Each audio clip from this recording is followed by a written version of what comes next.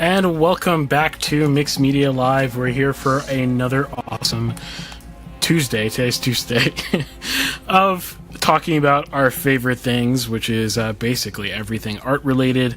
And we're here for, well, I said that already, for another Tuesday. Man, okay. But yeah, if you've been hanging along, watching along this whole time, this podcast for this long, thank you so much for continuing to support us. It really means a lot that you spend a few hours with us every Tuesday to just, I don't know, relax, have fun, and yeah, just have a good time. For those of you who are new, Mixed Media is a live stream podcast that happens every Tuesday at 7:30 p.m. Eastern Time. And if you want to check out any links to any of our stuff, you can go to mixedmediapodcast.com. And what we do talk about is, like I said, pretty much anything art related, but we have our particular interests, each one of us, that we do segments on every week. So you can find topics relating to recent movies, games, films, pop culture, news, history, philosophy, economy, literally anything you could possibly think of. Definitely check out our deep catalog on our roller coasters. Roller coasters, yes. As you can see on our art here from the whiteboard from last week. Yes. Our roller coaster. Oh, this way. Our roller coasters. Our roller discussion on roller coasters. If you want to check out the art of roller coasters from last week. So yeah, plenty of stuff. There's something in here in our catalog that you'll like. I guarantee it. I can pretty much guarantee it at this point. So without further ado, we'll introduce ourselves. So my name is Irving Nestor. I'm a filmmaker and media entrepreneur. I own a company called Royale based out of Mount Carmel, Pennsylvania. Hi, I'm Ben Costello. I'm a flute player and media composer. Sweet. And we usually have a third one with us, Nathan, who is out for the time being. I think he said he'll be coming in maybe 20 minutes or so late. So we'll see him later, just not now. Yeah, with that, not just to Ben, but also to people in the chat, how was y'all's week? But Ben, answer first. Yeah, it's kind of a busy week, and then capped off by me driving to Pittsburgh and back. And although I did not end up getting to meet up with Irving, but yeah, I went up to Pittsburgh for a pretty big Lindy Hop dancing event. It was really a fascinating experience for me. It's really the first time I've traveled to one of these events, and it's really it's kind of cool to see. I've seen the dancing community in Baltimore and in Los Angeles. There's a lot of people from Pennsylvania, but also really there's a lot of people from Ohio or Cincinnati and Columbus and Ann Arbor, and people from Indiana. Indianapolis. So interesting dancing with a whole bunch of different people and seeing, the kind of culture, jazz music and dancing, what that looks like today in a, larger sample size, so to speak. Yeah, some really great music as well. Some really phenomenal, you learn a lot about dancing and how other people think about the music, and because generally the people who go to these things, I think, are people who are pretty into the whole culture and into understanding the music, and into you can find people like at your local scene who will just do this stuff. They're not really that into the music, but I also had some, interesting conversations with people asking me to kind of like people I know, not people I met there, but asking me, some questions about like trying to understand, jazz form and whatever, and it's interesting that in a lot of ways, I think a lot of jazz dancers, right, they're getting at things in the music that honestly I didn't get in any of my formal education. I played in like a little bit of jazz band in high school. I've been in music programs my entire life. I have degrees in music. Maybe if I actually been in a jazz program, you cover some of these things. But the general like music curriculum out there does not seem to like want to give any sort of attention to music that isn't classical, right? And even if you're playing jazz, like I was in a jazz band, I didn't learn any like basic things about like how jazz is put together. Really, it's just like, oh, it's on the page, you just kind of play it. It's interesting to me that I understand why. Like, if you're going to dance to this stuff, it's really helpful to understand a little bit about how the music is put together.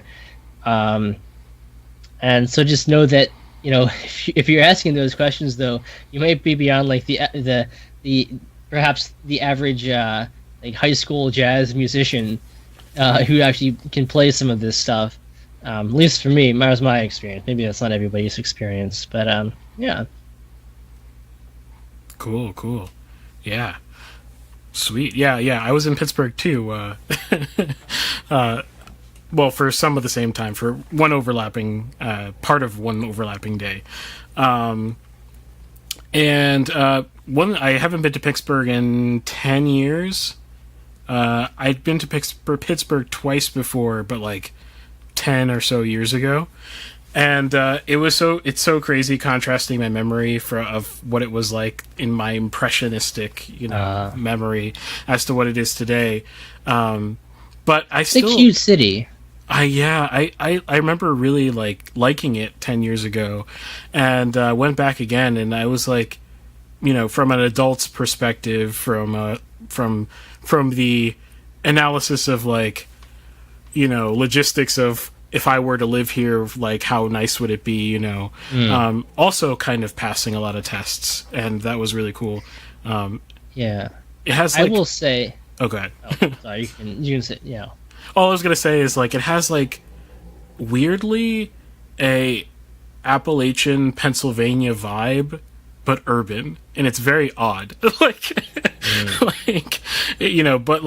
Big city, and it's kind of a strange mashup, but one that's kind of charming in a lot of different ways. Yeah, I agree. It is kind of a charming city. I think the only time I've ever been there before was maybe, oh gosh, I think I was probably 10 or 11. We drove through it on our way to coal country, but tip of West Virginia to visit my great aunt. I think that's my relation to her. The only time I ever met her when I was much younger, but yeah. Yeah, and I remember my impression at the time, 10, 11-year-old Ben driving through Pittsburgh, kind of through the river area, that it looked really pretty. Yeah. But my one thing I will say is that in terms of street planning, there's really not. bad. It is a terrible city if you've never been in it before. The intersections are very confusing, a lot of them. I made multiple errors. Me too. And I at one point, this woman from I think from Cincinnati, I was dancing with her, and we spent the entire song not really dancing, mostly just kind of going in and out of open position, which is if you're don't know Lindy, it's basically nothing. That's just kind of standing around and moving rhythmically. We're not actually doing any moves. And she just was telling me that this is the worst city she's ever driven in, and that was the entirety of the song. I don't know how long that was, maybe 5 minutes or something. But yeah, it's a challenging city to drive in if you've never been there before. Yes, I thought certain Appalachian cities were a little bit of a spaghetti bowl. This took spaghetti bowl to a whole different level. I like that. I like that term. Exactly. It's just absurd. But the reason I was in Pittsburgh was for those of you who don't know, I was there for the 60th anniversary of JFK assassination. There was a conference that I got to speak at, which I very, very, very, what's the word I'm looking for? Humbled to have spoken at.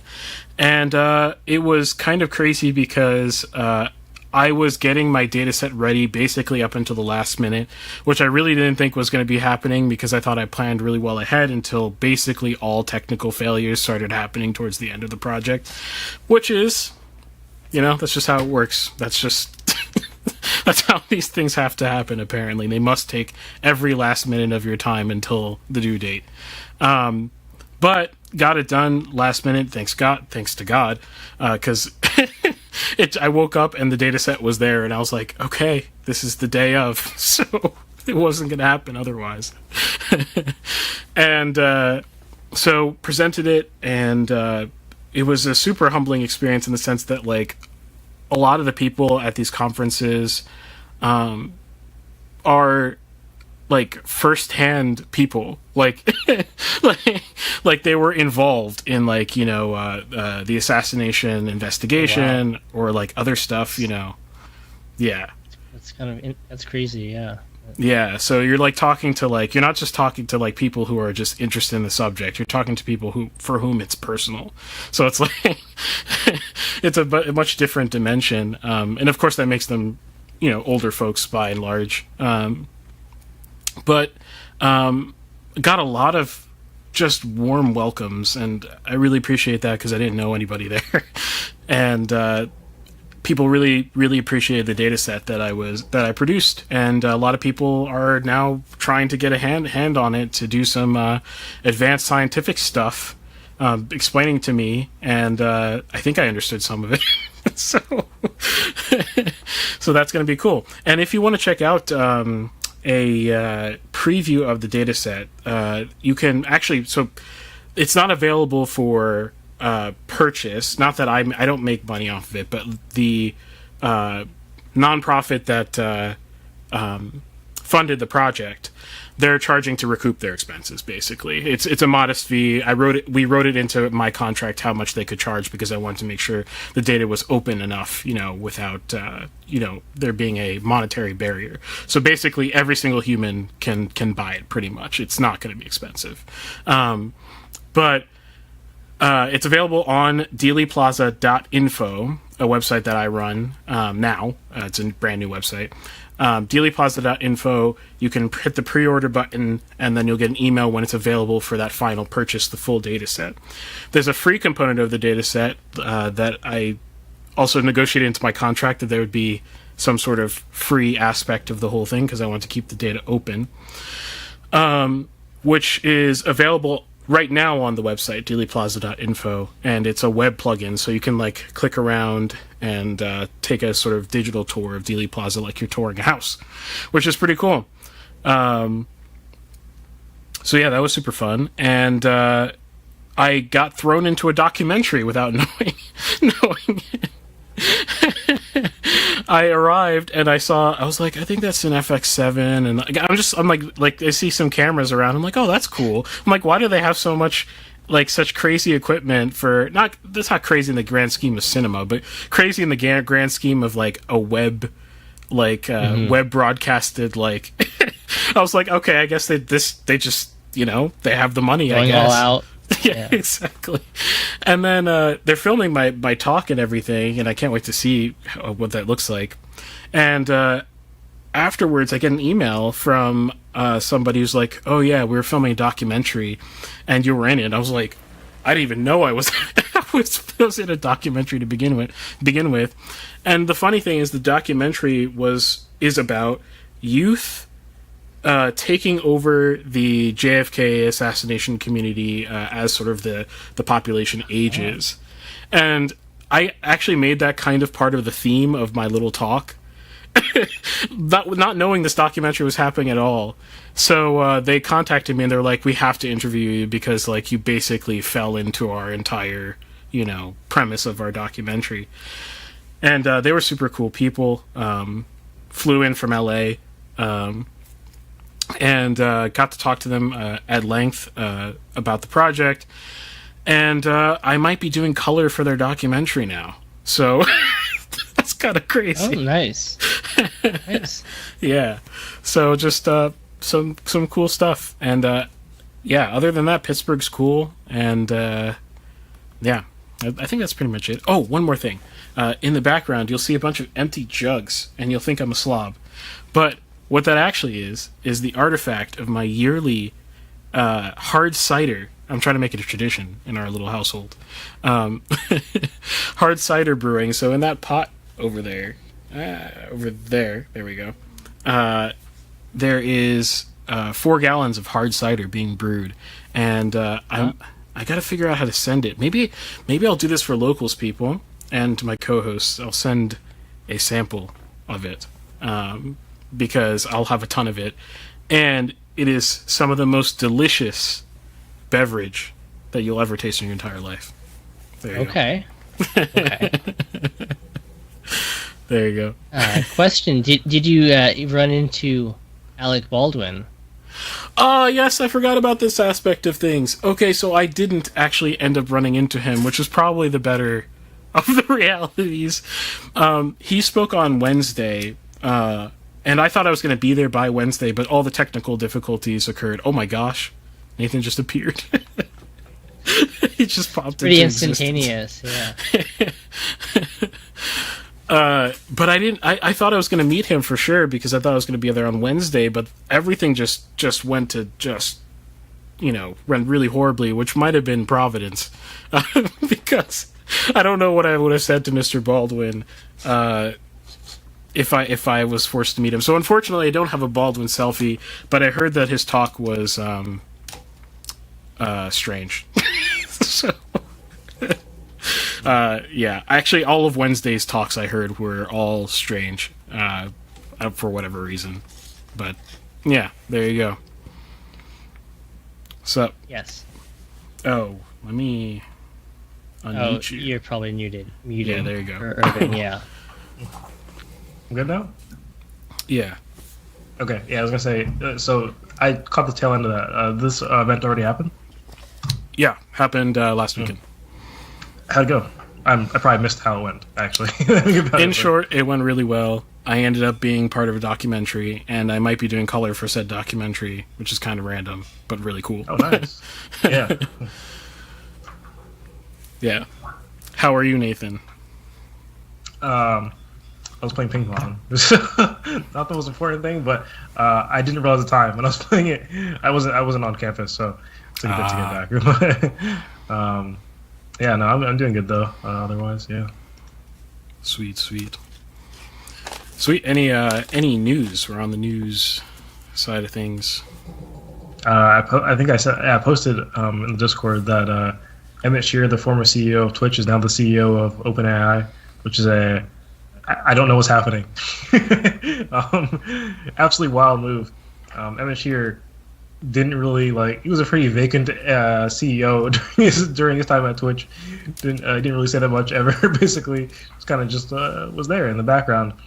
And of course, after he left, a whole bunch of changes started happening, which makes you wonder if Emmett was preventing them from happening, or what. As far as I'm aware, he wasn't at odds with anybody, any leadership at Twitch. But I could be wrong. He said he left because he had a newborn kid, so he wanted to take care of the kid. And so he departed, and then probably was like, "Wait a minute, I don't want to take care of my kid. I want to work at OpenAI." so now he's there. So yeah. So let me ask you a question because I didn't get a chance to read the thread. Yep. And I've only been seeing headlines, and I don't trust headlines. As far as I can throw, which you can't throw headlines. Yep. And. So, what's the? Can you give me a gist of what the controversy is? I'm seeing Microsoft being mentioned over and over again. So, one thing is there's not much transparency, so it's unclear why Sam Altman was fired. That was the former CEO. Sam Altman himself didn't say. So, I don't know. So, no one has said essentially why he's being fired. People are still attached to this idea of OpenAI being somehow open, which is an egregious misnomer. So they should stop doing that.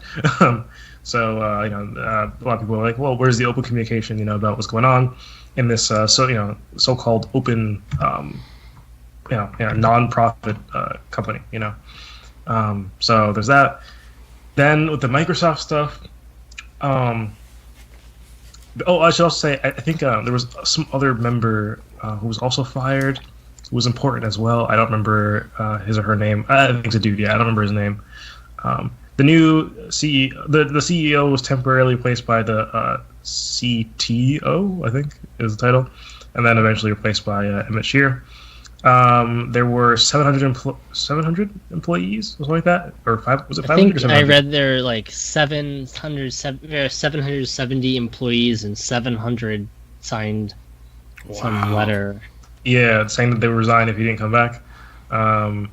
There was apparently some period like when like they could have the thing I read was not clear at all about like it said that there was some like sort of time limit where they could reinstate him or something. I'm not sure how that would have worked or whatever. I'm not sure like what happens at the time limit, like why he wouldn't be able to come back or whatever. That time passed anyways, so unclear what's gonna happen with that. Maybe that time limit was for when essentially the deadline on like the thing that was signed by 700 people was set to be or something. Not really sure. The board has stayed mostly silent throughout this. Like it's, once again, as I said, the reasons why are unclear. They sent a message, announcing his him being fired, and they said that I think the only criticism they gave him was that he wasn't always candid, is what they said. Obviously, very vague. I don't know, what exactly that means. Yeah. So, interesting. Yeah, that's that. And then with the Microsoft stuff, so. The CEO of Microsoft announced that Sam Altman and some other dude who was fired, who's important, will be joining Microsoft, actually, part of their AI team, which is great, I suppose. I can't think of what his name is. I think it's the other co-founder. Yeah, it might be the co-founder. Yeah. Yeah, and so... Is it Greg? Is that his name? Is it Greg? There's a Greg involved. I don't know if it's I don't know. But... I like skimmed through a couple of articles, and it's not really a field I know that much about, so, like the corporate side of AI, or AI in general, so. Gotcha. Yeah, so Microsoft now has that talent, and people are saying, well, if the 700 people resign, then they might go to Microsoft, right? Microsoft's probably going to open their doors to them. And so some people are saying, speculating that maybe it's, essentially a Microsoft orchestrated event where they told Sam or whoever to just cause problems, essentially, so they can essentially get an exit into that doesn't seem too suspicious into Microsoft. Everyone could be rallied behind it. It wasn't like, Sam Altman abandoned the altruism for money or whatever. Instead it was like they ousted him, and so he fell into Microsoft. Naturally. So people say, it's the government doing things in the background or something about something and stuff. There are a million and one theories about what went on, but no one really knows. So. Yeah, that's I would say it's generally a bad event because as much as I don't really have any sort of affinity for OpenAI, I certainly don't have an affinity for Microsoft. So, yeah. Interesting. Sounds like my type of story. Got to dive into it. Corporate takeovers are always interesting, very interesting. Especially because this is OpenAI is a nonprofit technically, right? Yes, it is technically a nonprofit. So in that regard, it would be very fascinating to know if Microsoft basically wanted to do a buyout. So if larger context, you can buy out 501c3s. That's not an issue. People don't know that, but for-profit companies can buy non-profit companies. They're both companies at the end of the day. What's the famous case of this happening? It's Facebook buying... I think I talked about this maybe years ago on a news segment. Maybe it was one of our first news segments, but Facebook bought a big data science nonprofit basically, and then kind of killed the brand, then took the name to use it for profit purposes. So it wouldn't be a new concept for a for-profit company to, in whatever way, try to consume something it already had a relationship with, because Facebook already had a relationship with that big data company. Then, here, let me put it this way: if you're the nonprofit company, let's say you started off with all good intentions, you're beautiful butterflies and you created beautiful technology, right? So let's just assume the best intentions from the nonprofit side, but then some big company like Microsoft comes over to you and says, "We're going to give you all this free help." It's just going to be all free. We're just going to, the value of the help is going to be millions and millions of dollars, of help. And we're going to write it off, and that's the reason why, because we just want to help you, and we want to write it off on our taxes. eventually, if the underlying tech actually becomes really amazing, which obviously it did with ChatGPT and whatever, is it DALL-E? Once the technology becomes amazing, the big company all of a sudden turns around and says, we could withdraw all that free help if you don't do what we say. And now you've built your nonprofit around all the free help, that you've been getting this entire time.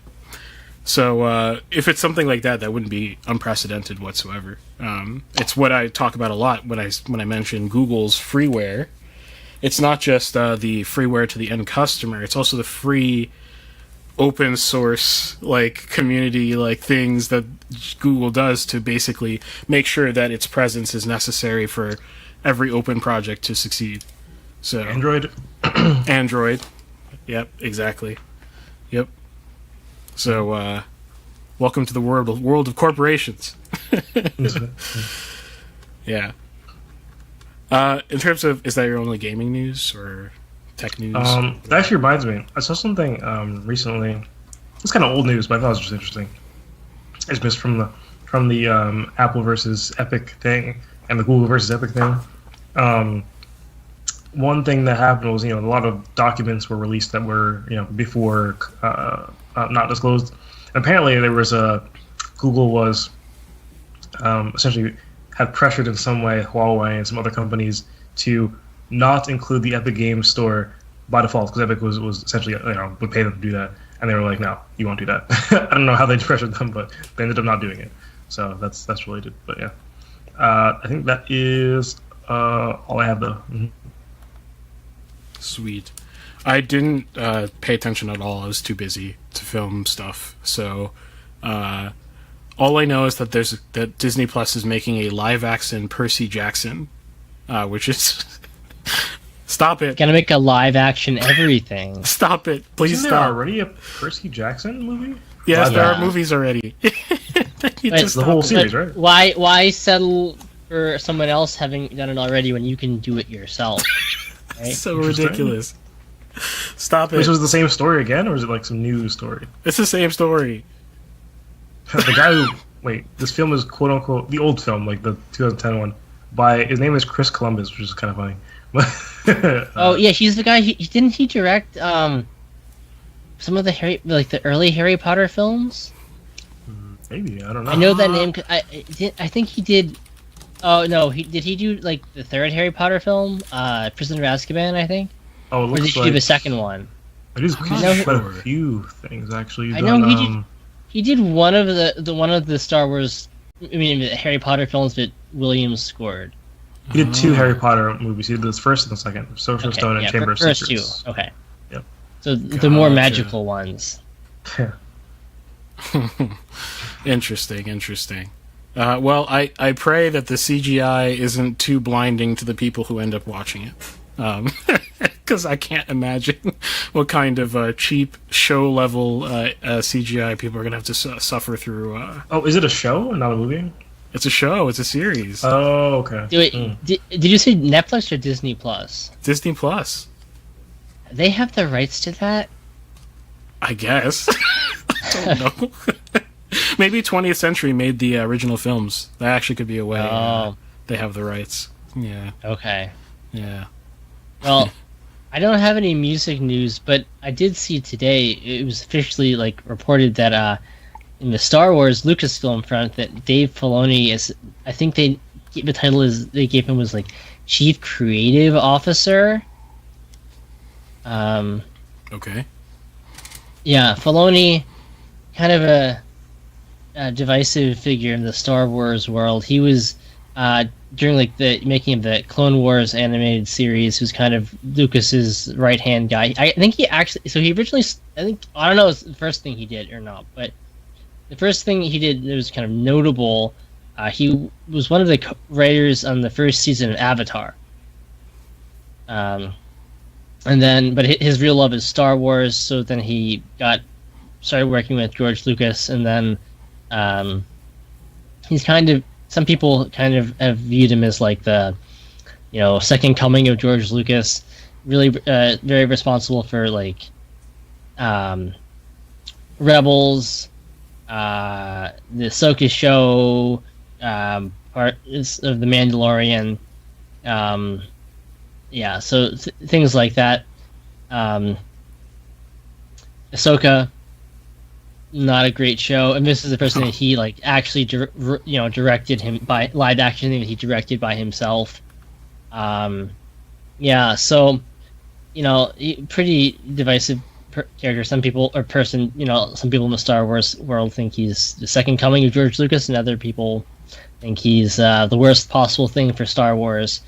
So now he, I guess, has a very significant amount of control over creativity at Lucasfilm, whatever that exactly it means. That he's the chief creative officer. He said something in an interview like he's going to, be involved in, every project from its inception. So, dang. Who knows what that means for the future of Star Wars? And I presumably the announcement didn't say Star Wars. He's, I think, the chief creative officer of Lucasfilm. So I guess he'll probably be involved in like whatever else they attempt to do with Indiana Jones or other things that they own. Yeah. Willow or whatever. I want this all to stop. Yeah. Cool. Well, is that it for our news segment? I guess. Sweet. Well, who wants to go first? Because Nathan just popped in. I guess we can go whatever order. I'd rather go second. Okay. Okay, I can go first then. Okay. Beautiful. So if you're not familiar with the show, that was our news segment that we just ended. But if you want to continue watching, we have a few more hours of awesomeness up ahead of us. And the first segment of the day, the first big segment of the day, is Ben talking about score studying. And you'll find that in the next segment. After that, we'll be arguing with Reddit. And lastly, Nathan will be talking about Battle Royales. So there's the layout. Before we go, we should give a shout out to our supporters on Locals. I don't think we managed to do that. I forgot. Rob Sharma, K. Kairos, Alex Egbert, Post, and who's the last one? 99 Crime. 99 Crime. Sorry. Normally There I you don't go. miss one, but I went in a different order than I normally do. So You see, actually, I'll do this. Well, I'll set this up during your segment, Ben. But the Black Friday sale for mixed media that may last until I remember to turn it off. Maybe potentially until February. Who knows? I think that's what happened last time. The Black Friday sale on Locals, it'll be $3 instead of $5 a month. If you go to mixedmedia.locals.com, it's a fantastic deal if you want to support the community. It helps whether you think so or not to get those $3. And what you could get if you wanted to, I might be shipping little samples of my beautiful batch of beautiful batch of hard cider right there. No promises, but little things like that you can get at mixedmedia.locals.com potentially. So there you go. all right. Sweet. So let's go into music. Here we go. Mixed Media Music. All right, welcome to Mixed Media Music, the portion of Mixed Media Podcast devoted to all things music, with a particular emphasis on classical music and on media music. My name is Ben Costello. I am the main host of this segment. I'm a media composer and flute player, and I have two co-hosts who are with me on the show, and I'll let them introduce themselves. So my name is Irving Nestor. I'm a filmmaker and media entrepreneur. I own a company called Ariella. I think I'm wearing a shirt today. Yes, there you go. Ariella, based out of Mount Carmel, Pennsylvania. My name is Nathan Nestor. I'm a 3D modeler and video game developer. All right, so welcome to tonight's show. And tonight on Mixed Media Music, we're doing part 2 of a mini series, I guess, on how to study scores, do score studying. I think part 1 was a really long time ago. I don't even remember. Probably back in like September, honestly. Yeah. Yeah. So you can probably go and find that if you look it up.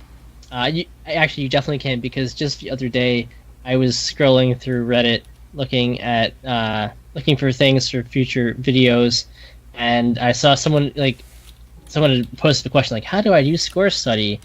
And there are a whole bunch of answers, but I just took the link to our video on YouTube and said, here's, you have to kind of scroll through to find where I talk about it, but if you do, I kind of go into my thoughts on that, and the person appreciated that. So it is out there if you search for it. So that, and remembering that I'm supposed to do this at some point anyway, and also, what I was talking about earlier, at the beginning of our news segment, and I was talking about some people like in the jazz dancing community asking me stuff about jazz structure. All those things kind of reminded me that I should probably get back to this. So tonight, first part we talked about in-depth study. So like how to take one piece of music, like extract as much wisdom as you can from it.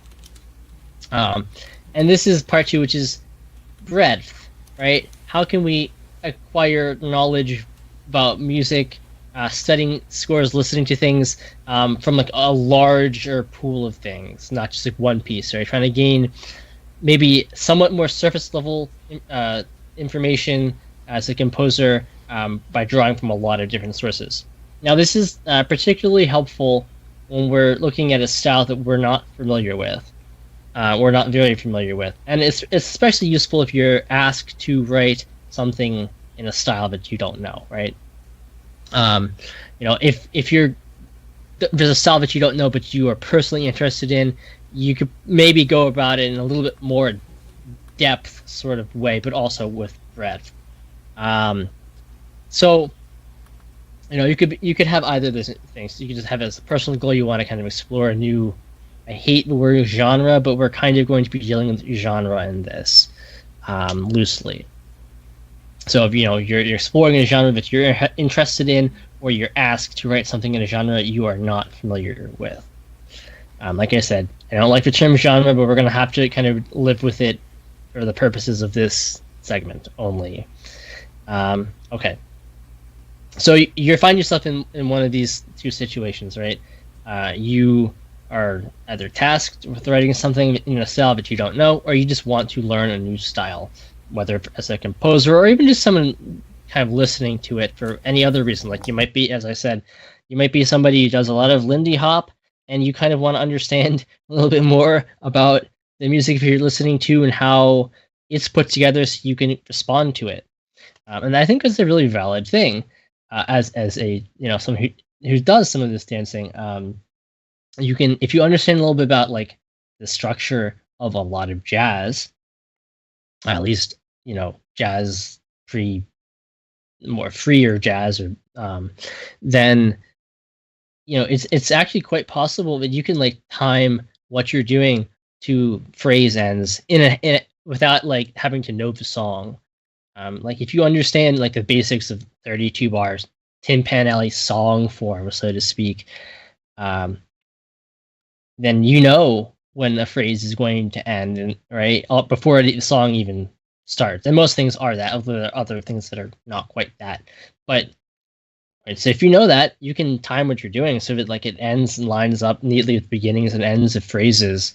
I actually tried to do a little bit of that this weekend in my dancing. It's hard to do. It's hard to maintain that for a while, but obviously, the more practice you do, the better you get at it. So anyway, so you can have a variety of reasons for wanting to do this. Okay, so when I do this, and I can think of a couple of times I've done something like this in my life. The first thing that I recommend doing, right, to understanding the fundamentals of something new, is I like to cheat a little bit. Okay, so what that means is I'm gonna research it. I'm gonna look for somebody else to give me some answers first. Now, this can kind of you can get a couple of different results from this. You might find that you're asking something, right? You want to find like the basics of style, right?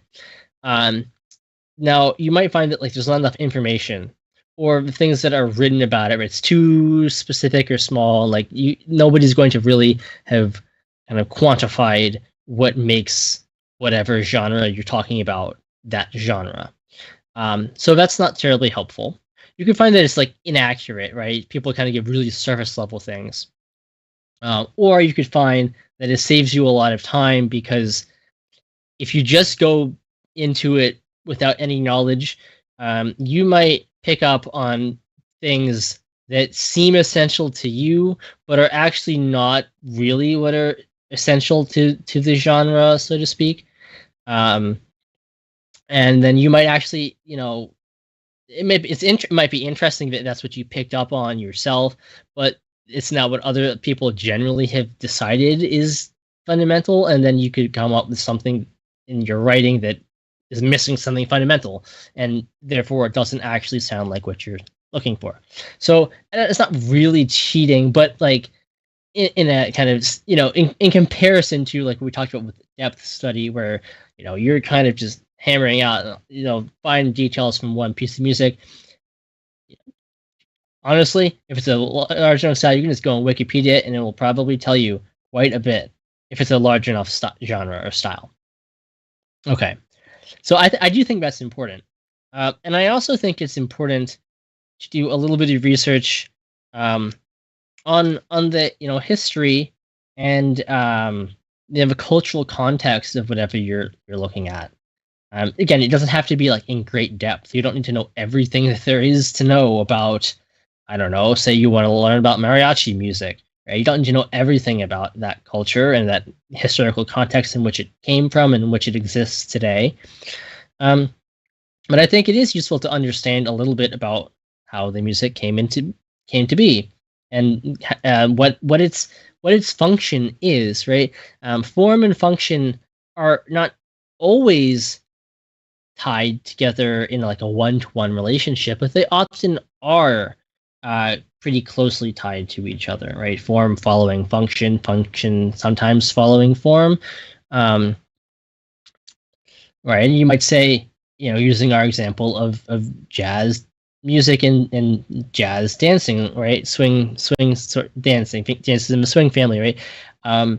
Well, the form doesn't exactly, like the literal form of the songs doesn't follow the function of social dancing, but a lot of the ways that the music works, and the way that the certain stylistic elements are designed, at least initially in jazz, to kind of complement dancing, because it really, in the early days of jazz, it's sort of just social dancing was very important, and it's they're very tied together. So understanding the form and the function and the relationship there is also, I think, important. Okay, so once we kind of get some of that research that you can just do online, doing some reading, go to your local library or something like that, get that out of the way. Your task, I think, as a composer or otherwise person analyzing music, is to see what actually makes this genre work.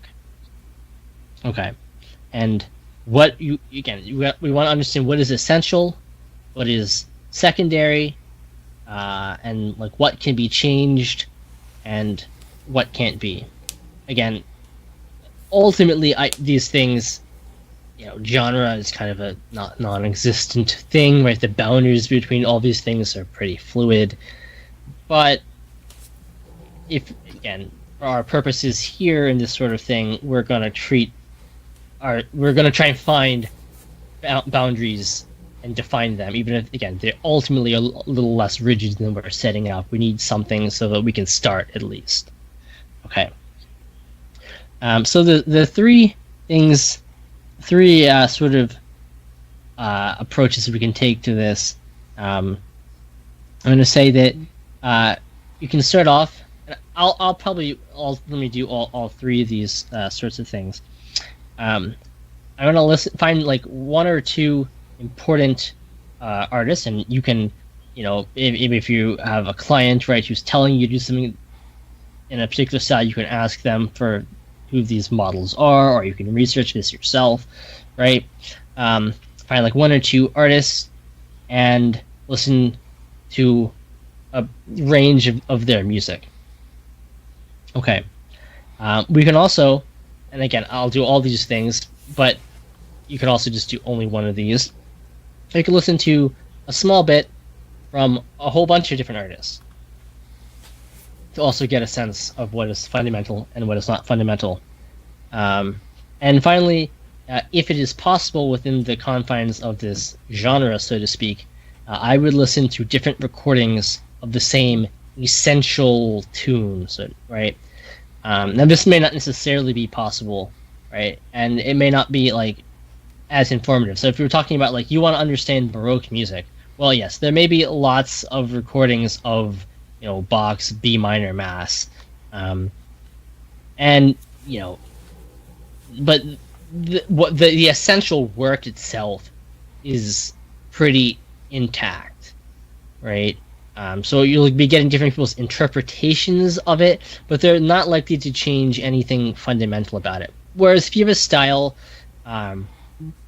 like jazz, right, where it's a culture of like we have these standard tunes, but everybody does them completely differently, or even like rock music, right? Yes, you know, you can take it, you know, the Beatles, right? And the Beatles have all their classic songs, but a lot of other people have done these songs, you know, covers of these songs. I guess in this context, we call them covers. I think in that sort of realm, it might be useful to hear how other people have interpreted the same fundamental tune. Okay, so again, not every genre will allow that to happen. But if there are differences in, like, we might call them arrangement or like treatment of the fundamental tune, I think it's useful to listen to some different versions of a tune that you like, or you are finding interesting for whatever research reason. Okay, so let's say we've done one or several of these three approaches, combine them as you see fit. And as is possible, and so then I suggest what I like to do is I kind of want to compare what I have, you know, noted down. I'm going to take notes while doing this, and compare that to what I've done in the cheating portion of my research portion, and seeing what lines up and what doesn't line up. So again, we're looking for like what is truly essential. And yeah, I would stick also to things that like what strikes me, right, as like my first impressions of this genre. For this sort of thing, I think first impressions are really important because often what stands out to you is what stands out to the average listener who doesn't have as sophisticated a, you know, vocabulary about these things. You can always, you know, find more, right, once you have gotten more knowledge on this said genre, right? You can do the kind of approach I talked about in a depth study and get a lot more than just the first impression. But you likely, you know, if you're trying to consume a lot of stuff, you don't really have time to do that. So I would save that and focus mostly on my first impressions. And we'll save the granular detail for later. Okay, so again, we're looking for, you know, what stands out to you, and also in your research, if you can find anything, right? What is essential, what is not, what is kind of essential, and what can be important, but is not maybe of lesser importance, right? What sort of things can be added and subtracted without the fundamental core of the genre being lost? If something is essential, how much can it be changed before it sort of loses its character, that, you know, and it becomes something different? And we might take, for instance, as just an example, you can find certainly like between we have things like rockabilly and rock and roll and rock and even kind of early sorts of like kind of jazz, like jump blues sort of jazz, right? These are all very really similar sorts of genres, and it kind of will meld in certain ways. It have very similar rhythmic elements a lot of times, but the rhythms can be that drive them are slightly different. So the question is, how much can you change the rhythm before some other people would likely define it as kind of crossing the line to one of these other related genres? Again, if you don't really care about crossing the line to another genre, then that's not as great importance. But if you know that you need to stick to a particular genre and you want to understand that for whatever reason, then you do want to kind of set a little bit of a box, put yourself in a little bit of a box, and find the borders here. Okay, so how much can you change things that are essential, and what is notable but not essential, right? It's there in a lot of things, but not in everything. I would pay attention to that, right? These are, again, larger things that are striking you at your generally your first impression. So some elements that I would pay the most attention to, at least maybe just my list. You can think of other things as well. So I'm going to think a lot about like instruments. What instruments play this music? I think that's really important. What rhythms are used? Now, this is kind of a tricky question. Maybe I shouldn't say tricky question, but we kind of have to think about like rhythm in multiple levels, right? We can think about like melodic rhythms. We can think about rhythms in like percussion that are like backing it. And a lot of music, I think, in like the 20th century and through today, especially more popular styles of music, rhythm is really important to the world of genre, right? Different kinds of, like salsa and tango and samba, right? All these things have different rhythms, and sometimes they're slightly different, but they tend to have, like a clave rhythm or something like that, right? And that is often really essential to the genre. And again, that could be for many reasons. It could be, right, we go back to a question of like form and function. It may be that people want to dance to it a certain way, and the rhythms that they like dancing to, that's the rhythms that show up. So again, I think it's one of the reasons why it's important to understand a little bit of the context. Like if you want to write a waltz and you don't know anything about the world of waltzes, well, it'd be helpful to know that people can dance to waltzes, right? And you can have slow waltzes and faster waltzes, but people dance them in different sorts of ways. But it needs to be danceable, and it's specifically a 3/4 dance, right? And there's a specific kind of general basic shape that people make, and therefore you kind of need to stick to music in that that has that metric structure, so meter as well as rhythm, right? Again, you can also look at like, well, what sort of rhythms maybe are not like fundamental to like the background structure, but frequently show up in like the more melodic parts of what you're listening to. So rhythm is often, especially in popular music styles, really, really crucial. You can look at the harmony, right? What sorts of harmonies are being used? What sorts of chord progressions are being used? You can look at form. Now, that might be a little bit harder to hear at first, and sometimes like it can be useful to have read a little bit about form if you can find anything about it. It might help you hear form a little bit faster. Sometimes, I guess, sometimes it's not as obvious. Sometimes form really isn't important, so that's also important to note, right? When is form and structure what you're talking about, listening to? When is that important, and when isn't it important? I would like to put a lot of attention into understanding generally melodic style, right? Are we looking at like kind of long and flowing melodies, things that are not that, right? Contrast between these things. Melody isn't really important. It could be almost anything. Texture is important as well. So sorts of texture and timbre, color, right? The combination of instruments, the function of each instrument in the ensemble. Now, like if you're talking about something really massive, like let's say, you're going to talk about like music of the classical era and classical music, right? Okay, so that is a question that is like far beyond an easy formulation, right? You could spend your whole life looking and doing in-depth study of every piece out there and coming up with different answers for different pieces. Where in like a really large setting like an orchestra, right, where there are lots of instruments and lots of different roles.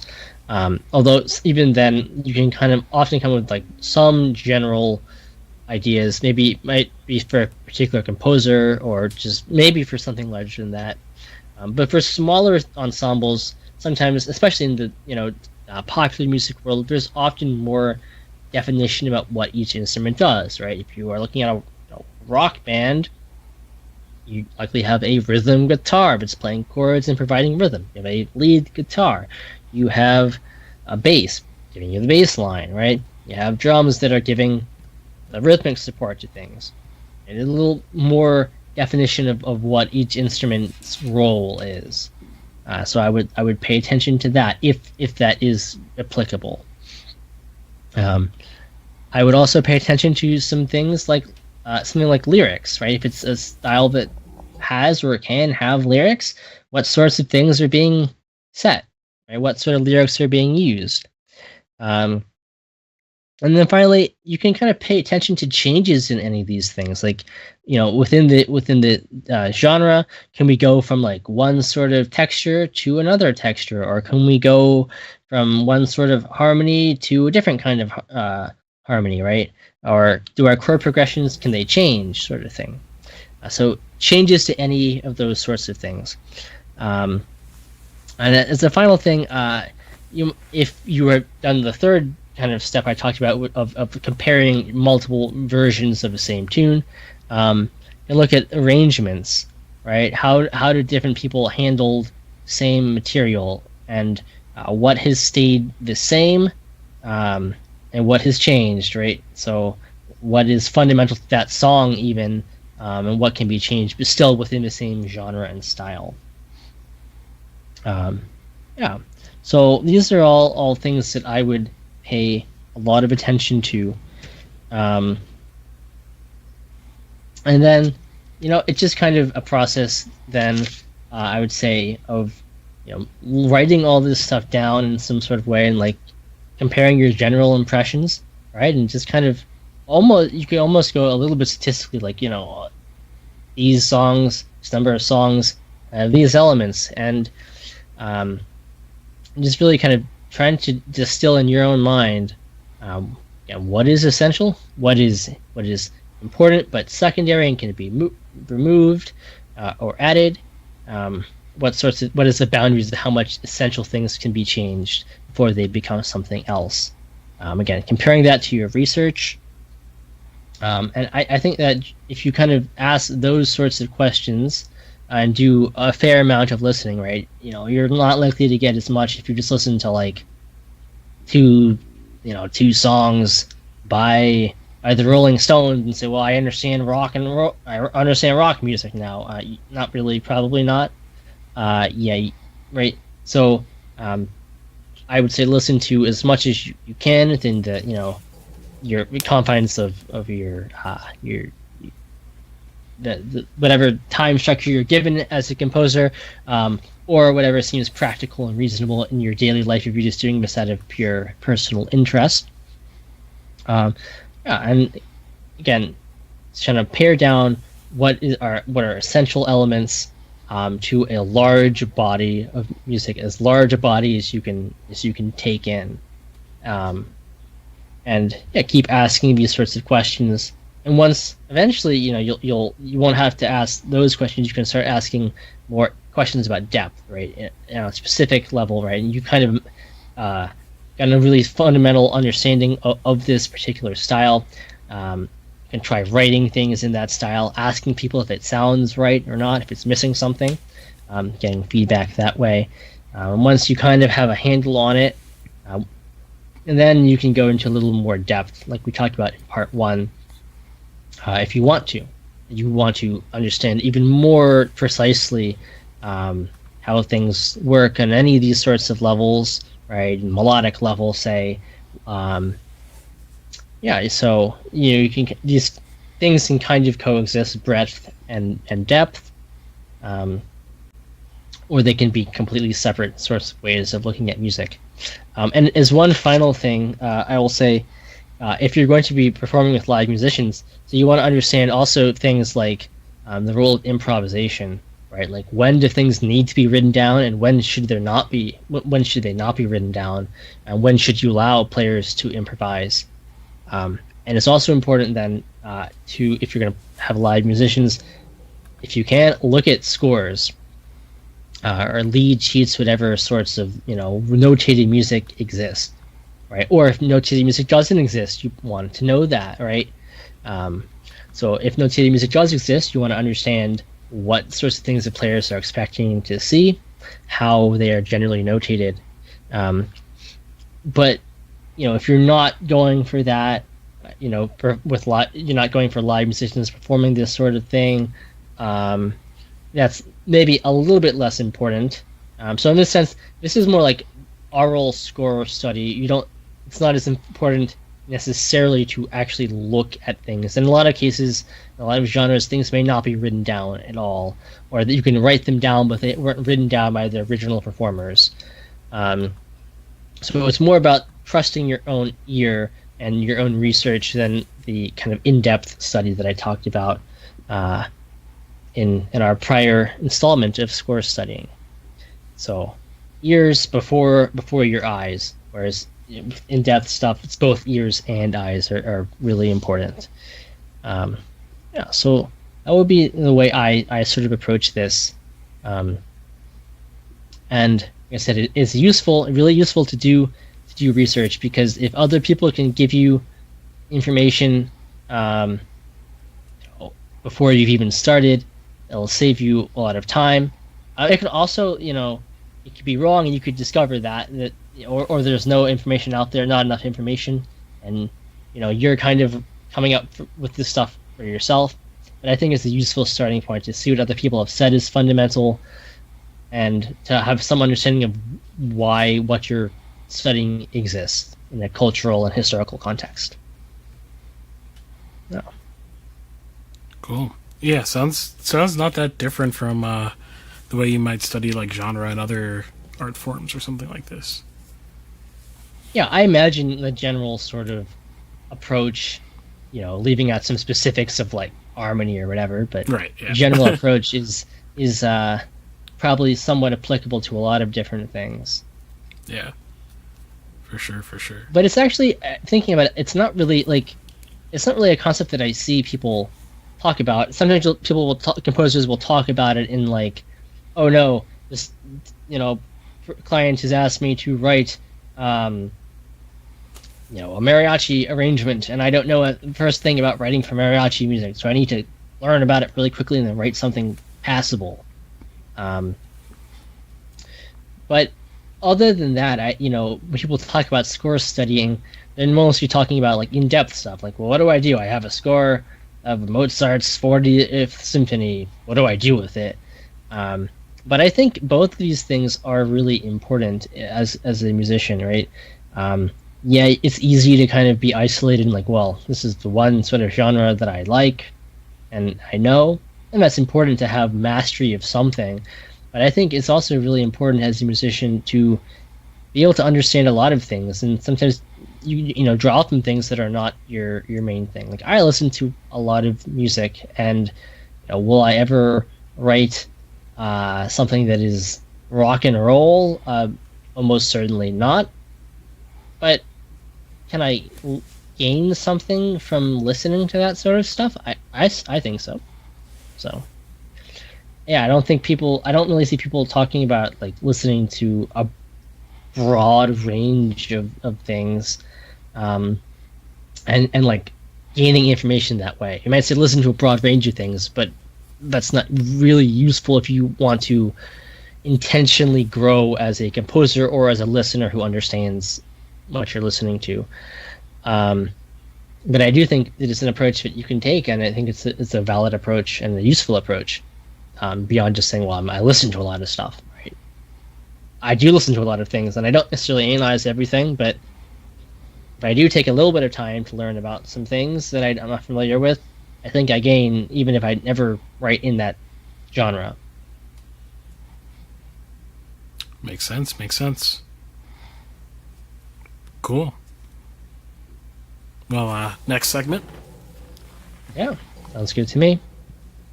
So, yeah, thanks for joining us on Mixed Media Music for our discussion of breadth study of scores, studying scores for a broad range of a broad range of scores to acquire information.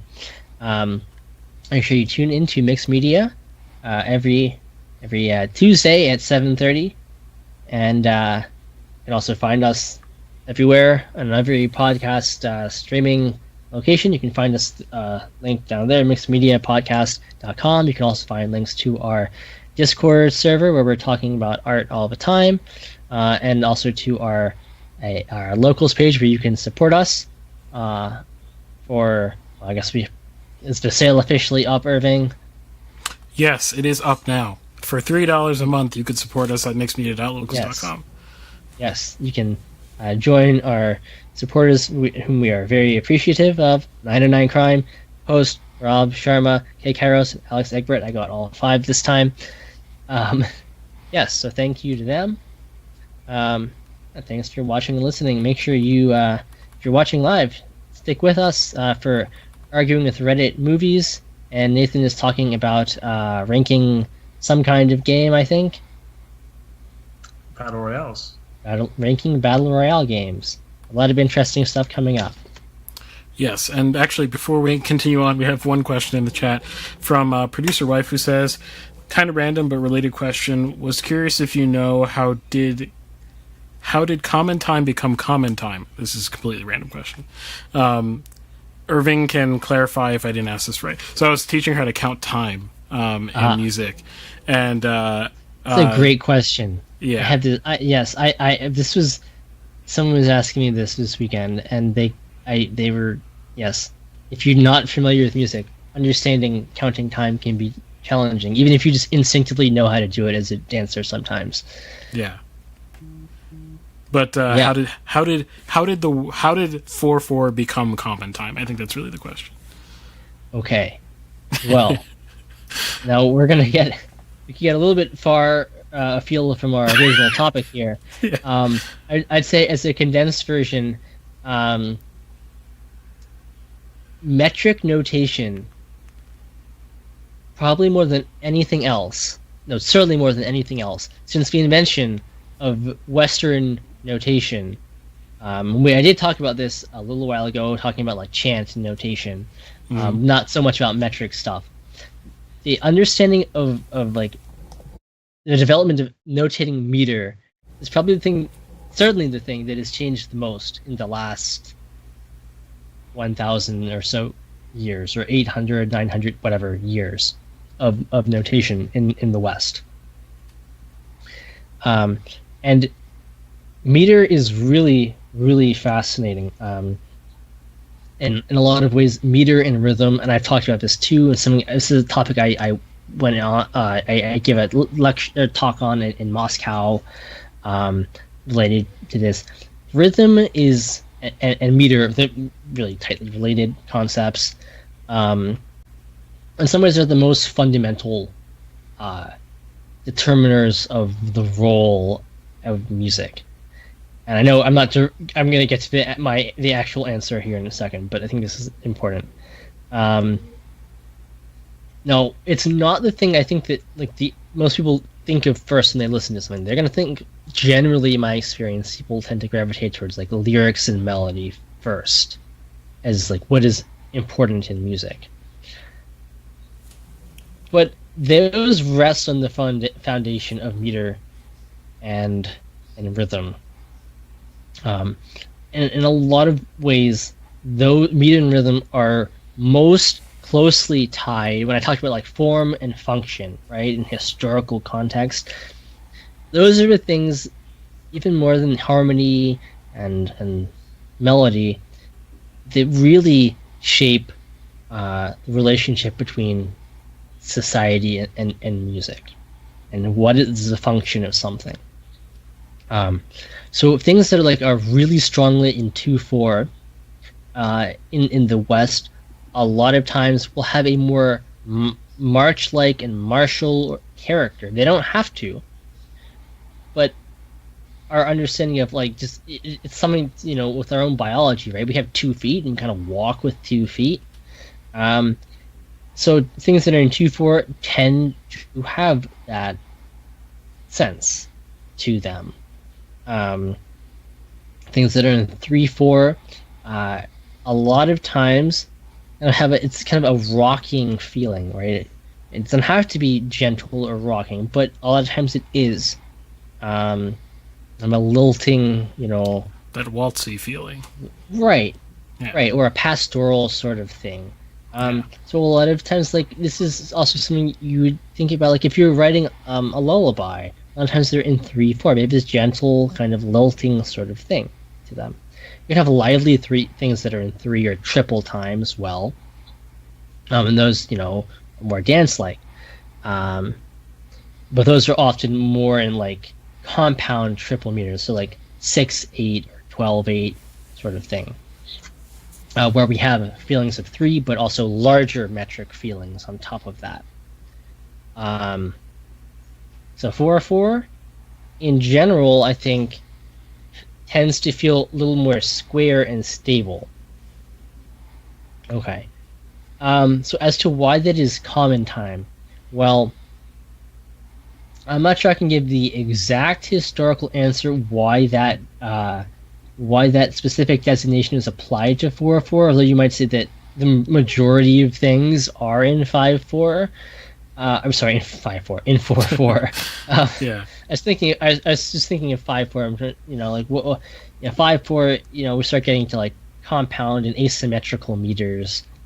That's another question, but yeah. So 4/4 stable. A lot of things are in 4/4. I don't know if that's necessarily why it came to be called common time, but I actually think that I believe that the symbol we see is kind of like a C, which often we would call, you know, common time, right? Means 4/4, and if you see it with a slash in it, it means cut time, right? 2/2 essentially. I actually think that is not coming from like calling it common time. I could be wrong about this, but I believe that this is actually coming from I think what they call like mensural notation, and I guess the concept of how to notate rhythms has changed dramatically. But I think this is actually coming from a older convention that I believe has to do with like the symbol used to indicate the meter. Someone is actually like is showing broader things, and like, so I think it's at the C that is actually from that, and not from like it's a C, like C for common time. And I think my guess, although again I don't know this is not something I don't really know that, like I'm not an expert in the history of notation, but my strong guess is that the C of common time and cut time is coming from this older kind of way of notating meter, which is actually I think mostly to do with like portions of a circle and like how complete the circle is. Oh. And coming from that, both because it is common to have things in 4/4 and it looks like it has a C there, my guess is that is how we get to calling it common time. That is my strong suspicion, though I do not know that to be an absolute historical fact. Cool. Yeah, because she asked me and I had no idea. It's like, I don't know why. I don't know how this came to be. Yeah, because if you after you look at like a C for common time or cut time, it's not actually like a C. It looks kind of like a C, but it almost looks more like an arc. You have a curve. It doesn't, look like a capital letter C exactly. Yeah. Often does in various fonts. Yeah. For sure, for sure. Kai says, a very appropriate genre to rank. I think he's talking about Battle Royales. And Steph says, really appreciate you answering and starting out with the why / its functionality and explaining everything. Thank you. Yeah, no problem. Sweet, sweet. All right. Let's go on to arguing with Reddit. And I'll be reacting to things from Reddit and movies. Here we go. Mixed Media Movies. And welcome back to Mixed Media. If you've been sticking around this for the show, then thank you for sticking around. We appreciate it very much. And if you're just stopping in, we do the show in segments. We've done 2 segments so far, the new segment, and Ben just talked about score studying via breadth. And you can check that segment out in the VOD, or if you want to rewind, I won't be offended at all. It was a good one. So go ahead and check that out. And then after my segment, Nathan will be talking about Battle Royales, a battle of Battle Royales, so to speak. So there you go. Battle Royale of Battle Royales, yes. Exactly. But for this episode, I will be talking about, or I will not be talking, I will be reacting to hot takes from Reddit. And so if you're not familiar, I think you'll understand pretty quickly as I go along how exactly this works. Oh no, my drawing's going to cover the chat. Let me see if I can kill my... I don't have my tablet on my desk like I usually do, so I don't have it open. Let's see if I can kill my layer. We could also reintroduce ourselves. Oh, yes. Go ahead and reintroduce yourselves while I'm fixing this.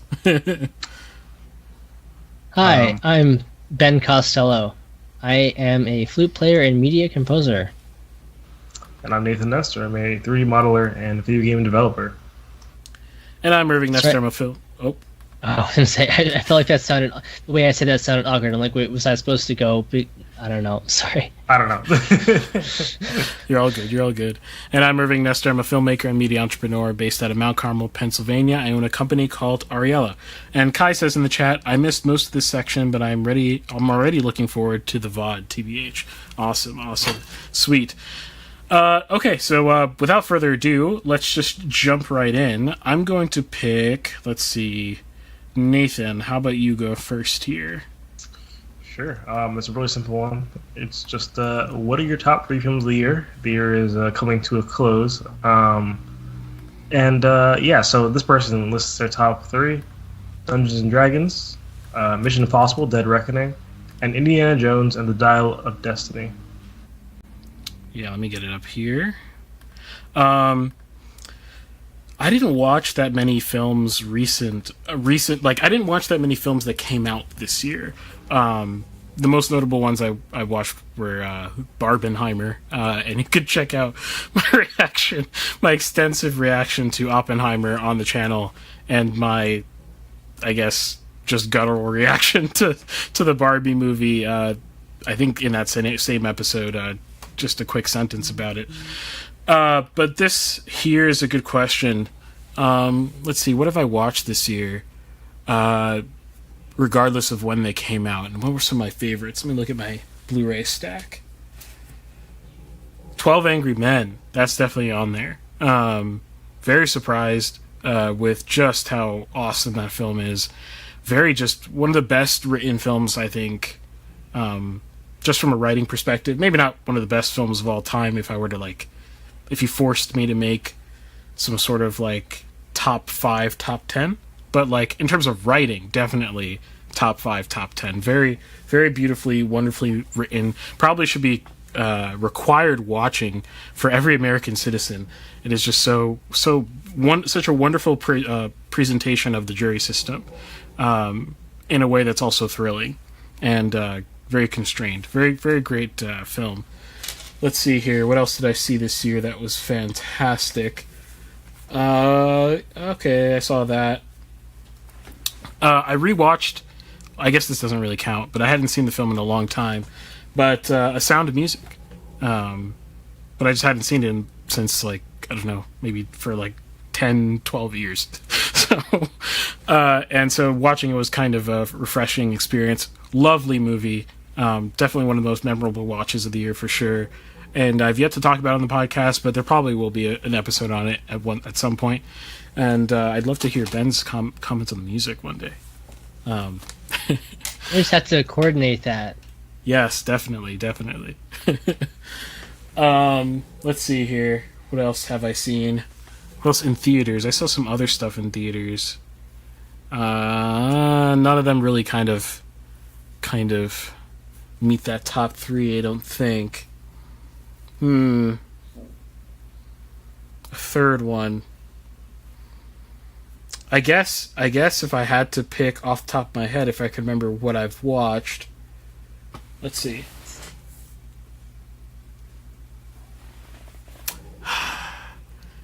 Maybe 3:10 to Yuma is the next best, but that really shouldn't be in the top 3 probably. Not that it's a great film. It's a fantastic film.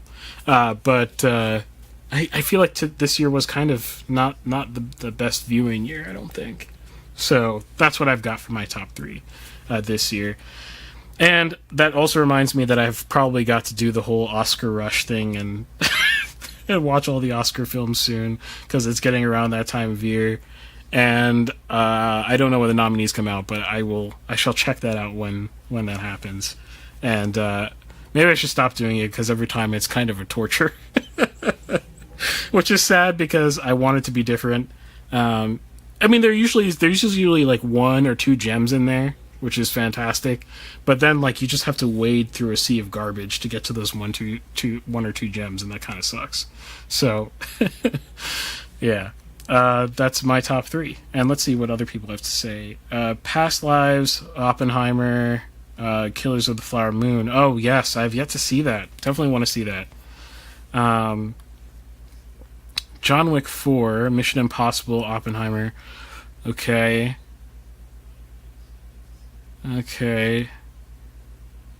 Yeah, I don't know if these are that interesting, though. I don't know if these are that. I don't know if 2023 was a terribly interesting year for cinema, especially because Barbenheimer ended up being. I think Oppenheimer is an extremely interesting film, so there's that. But besides that, not terribly interesting film. Steph says, "Oh, go ahead." It's being released on Blu-ray in a couple of days, isn't it? Oh, I have no idea. I don't know. I thought I just saw a commercial. I like the other day seeing it's like coming out, being released. It might be being released on Friday. Yes. Black Friday. Yeah.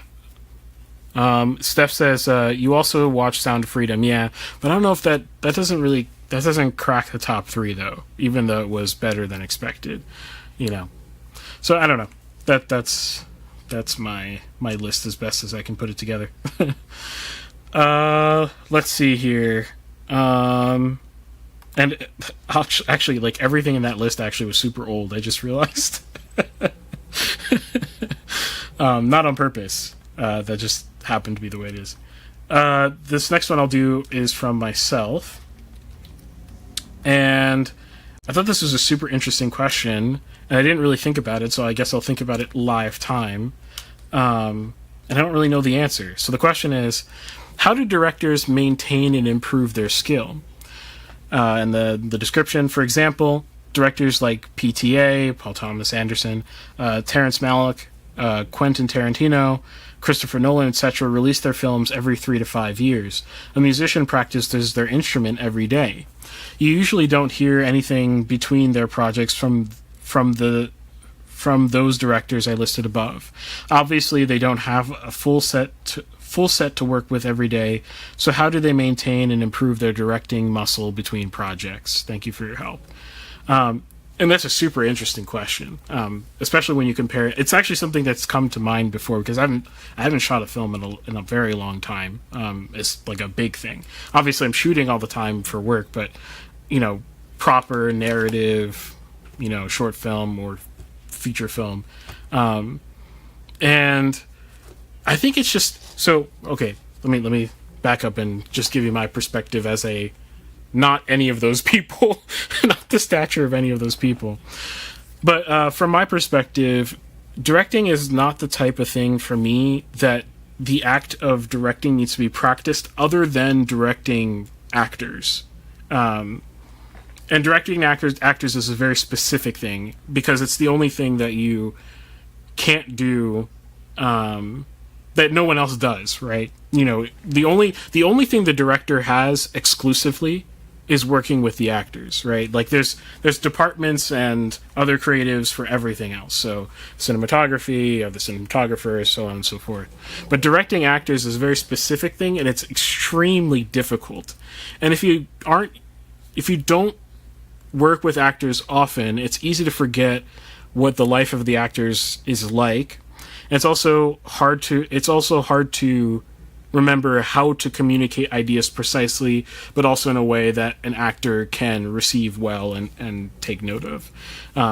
So that's always, I think, the scariest thing if I had to film a film tomorrow would be remembering how to talk to actors properly and convey those ideas to the actors. The rest of it, I'm not terribly concerned. And I think the reason why is because it's such a collaborative art form, right? If it had to do with, like, it's not like an instrument in the sense that there's like certain like muscle memory skills and timing and execution that needs to be ultra precise. It's not the same type of art form in the sense that, like, we aren't performing in that way. It's not a live performance in that way. If we were doing a I guess comedy night show or something, I don't know. If we're doing actually there was a Sound of Music, which is funny because we just mentioned it before. There's a Sound of Music aired on TV, like sort of TV play thing that happened that crashed and burned. It was horrible because I tried to watch some of it, and I can't remember who's the main actress, but poor casting. And that's something you have to practice, obviously, because the camera has to hit the right mark at the right time. The actors have to hit the right mark at the right time. And there's some aspect of that with a film where you don't have infinite takes to get something right, but there's so much latitude, right? That fine-tuning can happen, you know, in the moment of creation. You know, nothing is super permanent that way, like a live performance. The difference, I think, in terms of how directors, or how I might think about preparing for filmmaking, is it's kind of all in here. Like, it's not an evolution of, like, anything physical I'm doing as much. I mean, there's probably some of that, but it's an evolution of how I'm thinking about film in general. You know, the writing aspect of things, the themes, etc. And so almost watching and analyzing films is kind of practice, if that makes sense. Writing is practice. Storyboarding is practice, because though that's all stuff that might be involved in pre-production technically, it's all stuff that is gearing my artistic brain into the right space, right, for when the time comes to actually making something. Besides directing actors, which I think is it's an underrated skill, very underrated skill. So that's what I have to say about that. But I'm curious as to what... Oh, I should mention, for these A-lister people, so they probably all operate very different from each other. Directors rarely have the same workflow from film to film. Some of these directors direct more often than others. I know you said every 3 to 5 years. That might be generally true with this cadre. Yeah, maybe. Well, Malik took a long break, right? Yeah. But there are filmmakers who, like, for example, you left out Scorsese, who's got a film coming out like every other year practically. It's that rapid. And so if he's dropping films that often, Scorsese, he doesn't actually have breaks in between films. Even if it is 2 years, he's in pre-production for a film while he's in post-production for the prior film, if that makes sense, because you can't actually make films that fast. So he might actually be in a process for 3 films at any given time. That's how much he's doing in that space. So his head is never leaving filmmaking. His whole life is filmmaking, basically. Whereas someone like Malik, who takes much larger breaks in between films, it's probably a more discrete process in between films. And so, I don't know what he does. I mean, he might go shoot short films that you'll never see. I learned about from Ben. Sent me an article about a college thesis that apparently will never see the light of day. So you don't know what Malik is doing, I guess. So there's that. There are some directors who will shoot a short in between every feature, and I'm trying to remember which director is that. There's a specific director who does that, and now it escapes me. But I highly doubt it's a common process. Let's see. There's way more to being director than just being on set. These guys are working on other aspects constantly, writing their next projects, blah, blah, blah, yeah. It's difficult to practice being on set, but once you've reached a certain comfortability level there, I actually think it's the offset work where you do that becomes more important. Offset, you can develop your idea. Exactly. Yeah, I agree entirely. Basically, the stuff I said. So there you go. Actually, this is a good question. Oh, go ahead. I was going to say, is there any way you can improve your abilities with directing actors? You got to direct actors. I mean, they're great. They're great. Like, you shouldn't just go into it and expect to, like, naturally do it. That's a horrible idea, guaranteed. You need to learn how to do it. You can't just go in there and expect that, like, it'll just make sense, to direct an actor. So what you need to do is you need to find someone who's trustworthy, preferably an actor who's experienced and accomplished, who's got some sort of course or something. I took an acting class in college, and that was, I hate acting. I hate being in front of the camera. Not where I belong at all. But it was extremely important for me to have done that because it changed my perspective on directing actors entirely. Like, I realized that if I had shot a film, before taking that class and had to seriously direct actors, I probably would have tortured them by accident. So, it's good to put yourself in those shoes. If you can get out and act in things, if you've got that skill, that's also good. But there are online courses out there from actors with a lot of experience. There are YouTube channels. There's one that I follow, John Campbell something, Shakespearean actor, also a lovely guy, and getting really old and frail. But I'll post a link in the chat once I'm done with my segment to his YouTube channel if you want to check that out.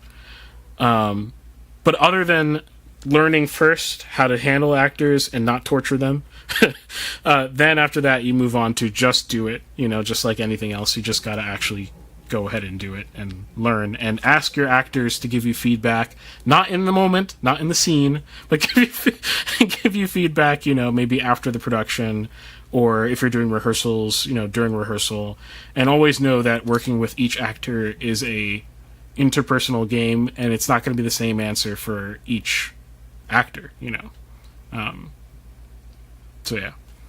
But Ben, I did have a question for you on the composition side of things. Maybe not the composition side of things. Maybe that's not the right answer. I was trying to find an analog to this question for you. Well, maybe one analog would be performing, right? So as a performing musician, right? Performing is obviously not the bulk of what you do, even if you perform a lot. Well, I mean, okay, maybe in some circumstances it is, if you're on tour, right? But in general, there's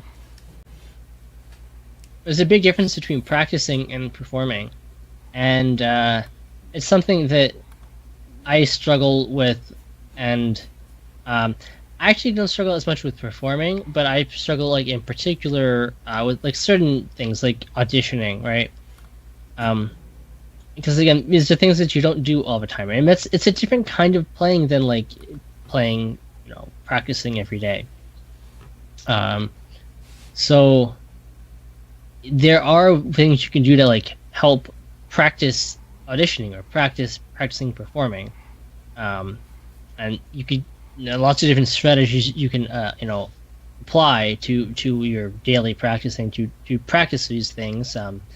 It could just literally like be you put out a bunch of stuffed animals, or you play for your dog or whatever, right? And you like practice walking on stage, and this is it, and like act like it's a performance, and like or your family or friends, and like just getting more comfortable with performing, because that isn't, again, it's not something one does all the time, and if it can require different kinds of skills that can be built up at least a little bit, aside from just regular practicing. That's what comes to my mind first. Yeah. Cool. So this last one is from you, Ben. Yes. It's a long list of things. Okay.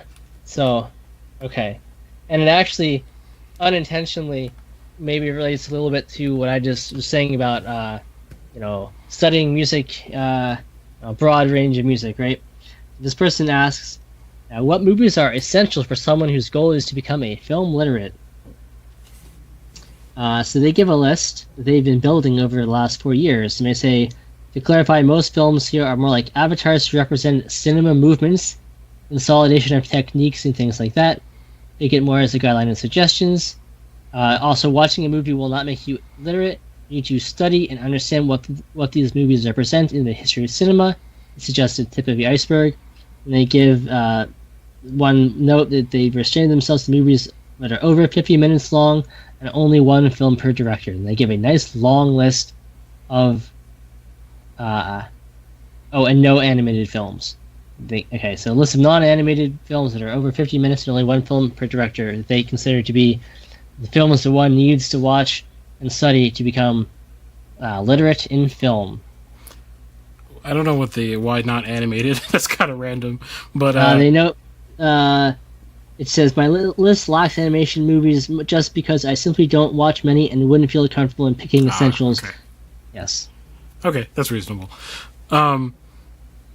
Yeah, so this is a great question, fantastic question. I've actually thought of putting together a much shorter list of movies to help people with film literacy in the same way that you put together a book list. But this list is maybe a little overwhelming for someone who just wants to get into it. There are two big suggestions, and the first one is one that I say on the show all the time. Is you've got to watch things with the mind of your calling yourself an idiot, basically. Like, you need to watch, if you're going to watch something that's a little bit out of your comfort zone, but most people love, right? At least at one time most people loved, or is basically in the film canon, right? You've got to come at it with a sense of humility, right? That this thing is probably bigger than you. As you come at something like Shakespeare or something like I don't know, whatever American classic literature, right? You may not end up liking it by the end of it, and that's okay. It's okay not to like it, and it's okay if you still get confused or whatever. I think the biggest thing is just having the openness of mind to be challenged by the movie that you're about to watch, instead of being for lack of a better phrase, spoon-fed like you normally are, right? If you're used to watching more sort of simple films, like Marvel films or something like this, right? It's sad because we used to have, on average, much better film literacy than we do today, not too long ago.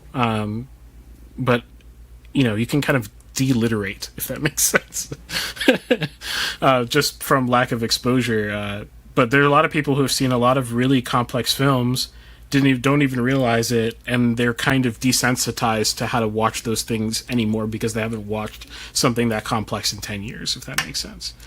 That being said, my first film, I see there's a lot of really old films on this list, and that's great. Like, old films are fantastic. But my recommendation for the first film you watch, like as an order, not just like giving you a list, the first film you watch should be something contemporary. And the reason why it should be something contemporary is because we can limit a lot of sort of, I guess, stylistic miscommunication, basically. You're used to ingesting things of a certain style, a certain feel, or whatever. Let's not go somewhere old first where you're going to, get punted out of out of the universe into some other universe, and let's do something a little bit more grounded for you right now. And that thing can be something, within the past 10, 20 years, basically. And I would pick something that is considered a classic in that sort of time frame. So for us, that could be, and I would pick something that is just outside of normal. So just outside of normal doesn't mean not popular. I just mean it's not going to be something where you can feel comfortable using the same analytical or lack thereof sort of tools to just passively ingest it. You have to actively ingest it, right? It's the outside the norm in that sense. It's not a Marvel movie. It's not, I don't know, whatever cookie cutter blockbuster movies are coming out these days, right? It's not even a meme movie like the Fast and Furious movies. Like, get out of that sort of world and go into a world that's like slightly hipster, if that makes sense. So to do that, if I were to give some film recommendations in the last 10 to 20 years, you can go to really popular directors. You don't actually have to get that wild.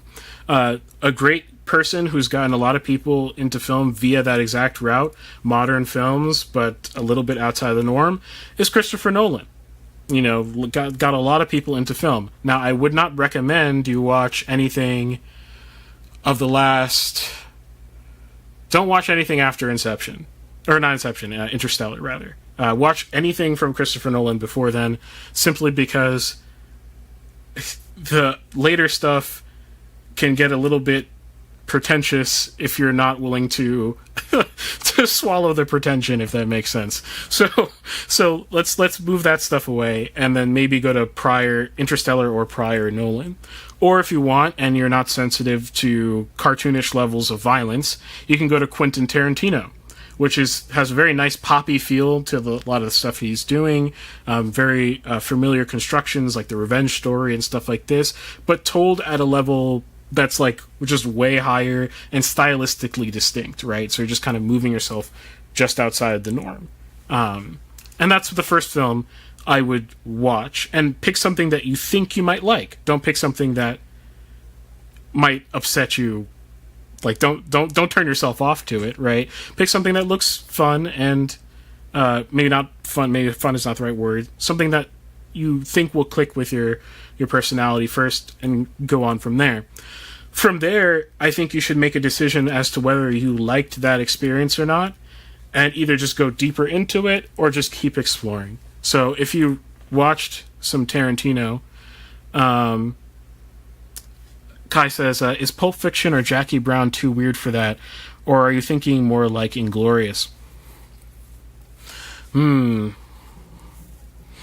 Yeah, Pulp Fiction is kind of borderline these days, which is kind of weird to say, because it's really not that, crazy, and such a well-watched film. It's watched by so many people. I actually haven't seen Jackie Brown, although I have it on my shelf. So I will watch that at some point soon, probably. And Inglourious, I think you could do. Pulp Fiction, I think, is kind of borderline. It's probably because it's a little bit older. Yeah. I would say discretion with Pulp Fiction. Something like this. And then once you jump, so if you find out that, like, wow, I really like Tarantino films, or whatever, then maybe just dive right into Tarantino. And it's okay to become a little bit obsessed with that filmmaker that you really like, and to keep liking. It's okay to rewatch the ones that you really like the most. It's okay to do that, because what ends up happening is you start to learn the language of that filmmaker, and then you start to learn you start to understand and intuit what decisions are being made by this filmmaker specifically to create that sort of cinematic language, so that when you go on to some other filmmaker, you can understand, they made a different choice about this, they made a different decision, this is how their language differs from this one. If you Kai says Pulp Fiction is also pretty non-linear. Yeah, that's exactly why I was like, I don't know, kind of borderline. If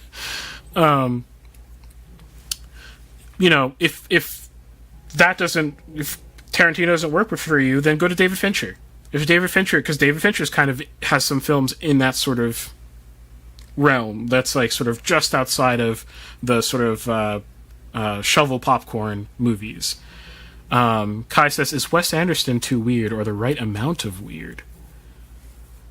Ooh. Depends on the film. Moonrise Kingdom is definitely that kind of film. 100%. Moonrise Kingdom can be an introductory, at least into Wes Anderson. It can get very weird from there. How about The Power of the Dog? I'm asking that somewhat sarcastically. Do not watch The Power of the Dog. Please, for the love of God, don't do it. Oh gosh, no. But so on and so forth. And then once you find the filmmakers you really like, you'll probably, as you continue to be open, don't become obsessed for you to become closed to new ideas, in cinema, but become obsessed with trying to understand it. And once you're done with that, find that sort of grouping of films that you really like, filmmakers that you really like, keep exploring, keep expanding. And once you're done with that, get either weirder or older, which will probably have the same effect. Or do both at the same time. Learn from where the heritage of the stuff that you like comes from. And what you might need to do that in order to get invested in that idea is you might have to listen to interviews with the director that you particularly enjoy and hear where their influences come from and maybe go there, right? You might at least be interested in Kurosawa because Scorsese references him so many times. You at least are just interested in what Kurosawa makes, right? At the very least, it'll be interesting. And so on and so forth. And as you keep going, you'll become more literate. And as you keep watching contemporary stuff that's like on that sort of interesting boundary, the next Nolan film, the next Tarantino film, the next Wes Anderson film, or whatever it may be, you'll enjoy the fact that it comes so much easier to you, right? You'll enjoy the fact that there's less of a barrier between you and the artist.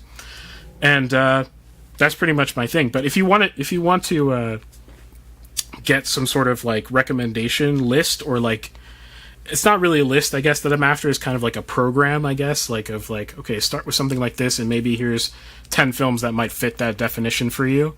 Then let me know, and then I'll put it in the Discord if you're interested in that. Besides that, I kind of find we're in that place now where we actually have to talk about film literacy, which is kind of sad. Because for so long it's kind of taken for granted, because popular movies used to be actually quite weird. A lot of classics that aren't even cult classics at the time they were made, would be kind of harder for people to ingest today, at least amongst younger folks, which is kind of sad. Hopefully we can reverse that trend and go back to the average American being quite tolerant of weird movies. Weird, quote unquote. There you go.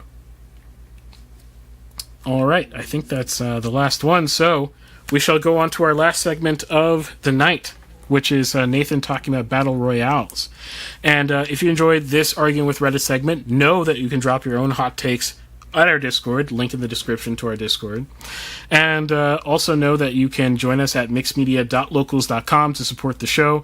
Right now we're running a $3 a month sale. Come on, that's $3 a month. That's like less than a Starbucks espresso drink, right? That's dumb cheap per month. $3 a month. You can go to mixedmedia.locals.com to see your perks. We have a locals chat on our Discord as well.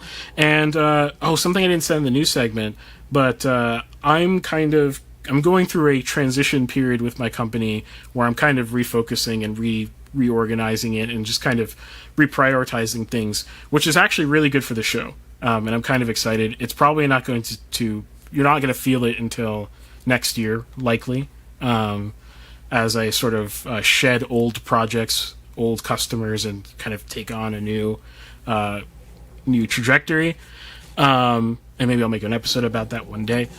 But that means that our locals will probably come alive as well. At least that's the hope. It's one of the biggest priorities I have for 2024. So go to mixedmedia.locals.com and lock in that $3 a month.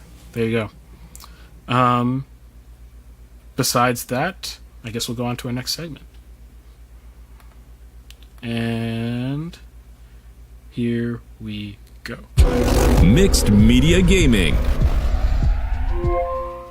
Welcome to the gaming segment of the Mixed Media Podcast. Today I'll be talking about Battle Royales, and if you notice in the last two segments, I said the very bare minimum because as I was thinking about Battle Royales, the more I realized, wait, there's like so much to this. So I just kept writing stuff, basically. So it's kind of locked in on that. But yeah, before we continue, let's introduce ourselves. So my name is Nathan Nestor. I'm a video game developer and 3D modeler. And my name is Irving Nestor. I'm a filmmaker and media entrepreneur. I own a company called Ariella based out of Mount Carmel, Pennsylvania. Ariella Productions, right? What did I say? It's just Ariella. You said Ariella. Oh yeah, no, it's just Ariella now. Yes. Oh, okay. Interesting. Hi, I'm Ben Costello. I'm a flute player and media composer. Mm-hmm. Yeah, so this is the Mixed Media Podcast, talking about all things art. If you've been here, I guess you've known that.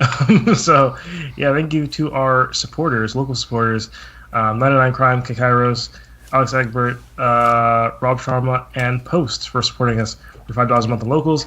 If you just missed the last segment, Irving was saying that we have a is it a holiday sale technically? Is that what it is? I mean, or Black Friday. I'm supposed to turn it off after Thanksgiving, then turn it back on for Christmas season, but likely I'm going to forget.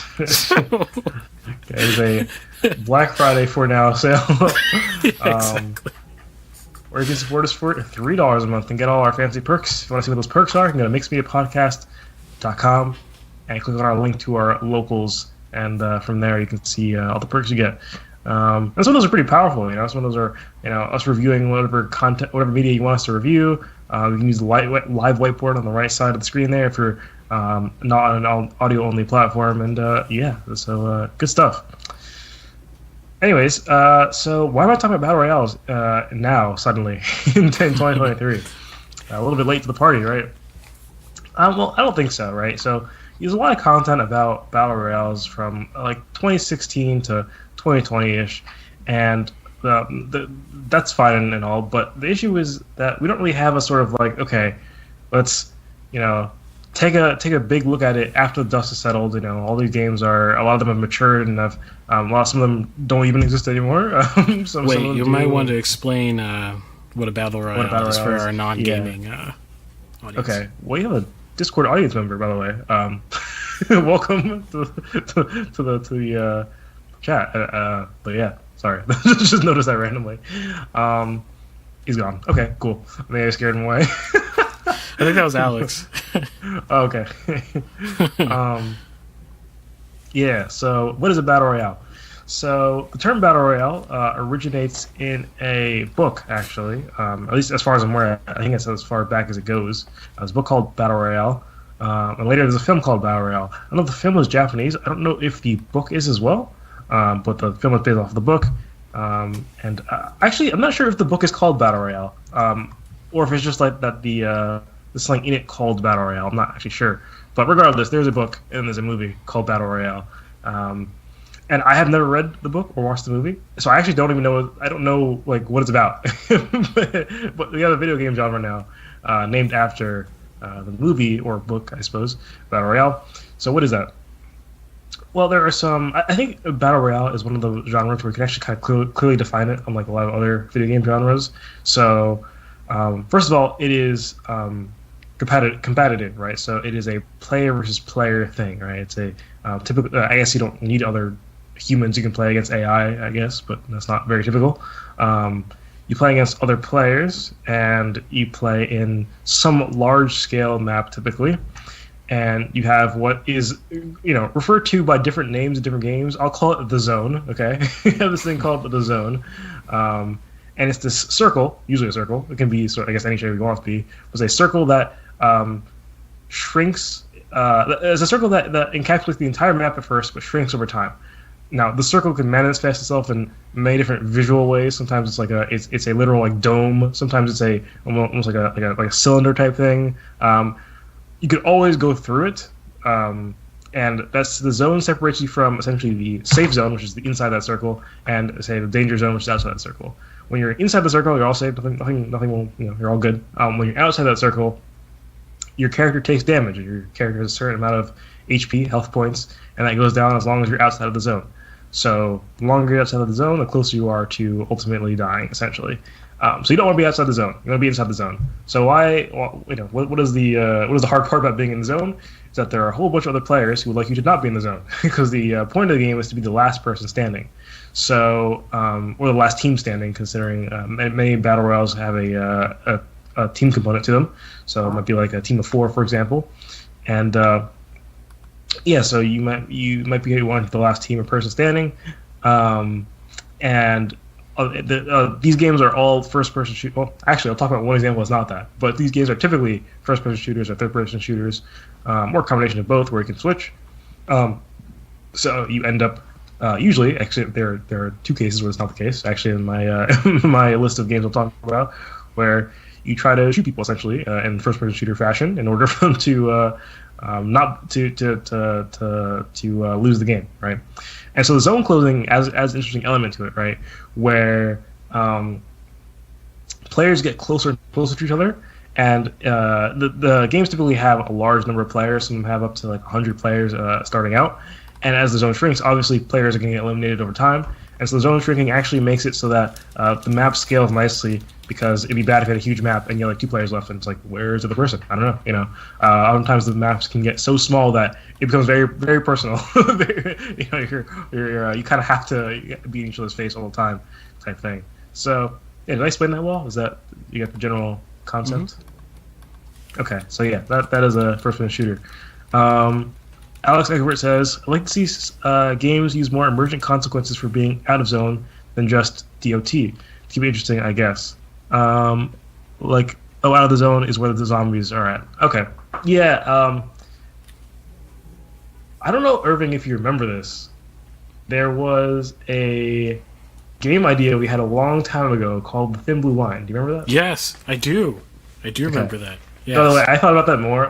So at the time, okay, this is an idea from a long time ago when I didn't really have much video game dev experience, or I had been programming for a long time, but I didn't have a lot of experience on the theory side of it.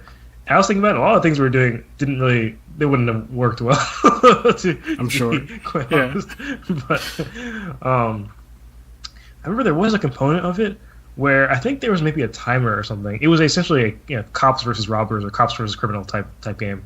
There was maybe a timer or something. There was some end condition for the criminals where when time was up, so essentially AI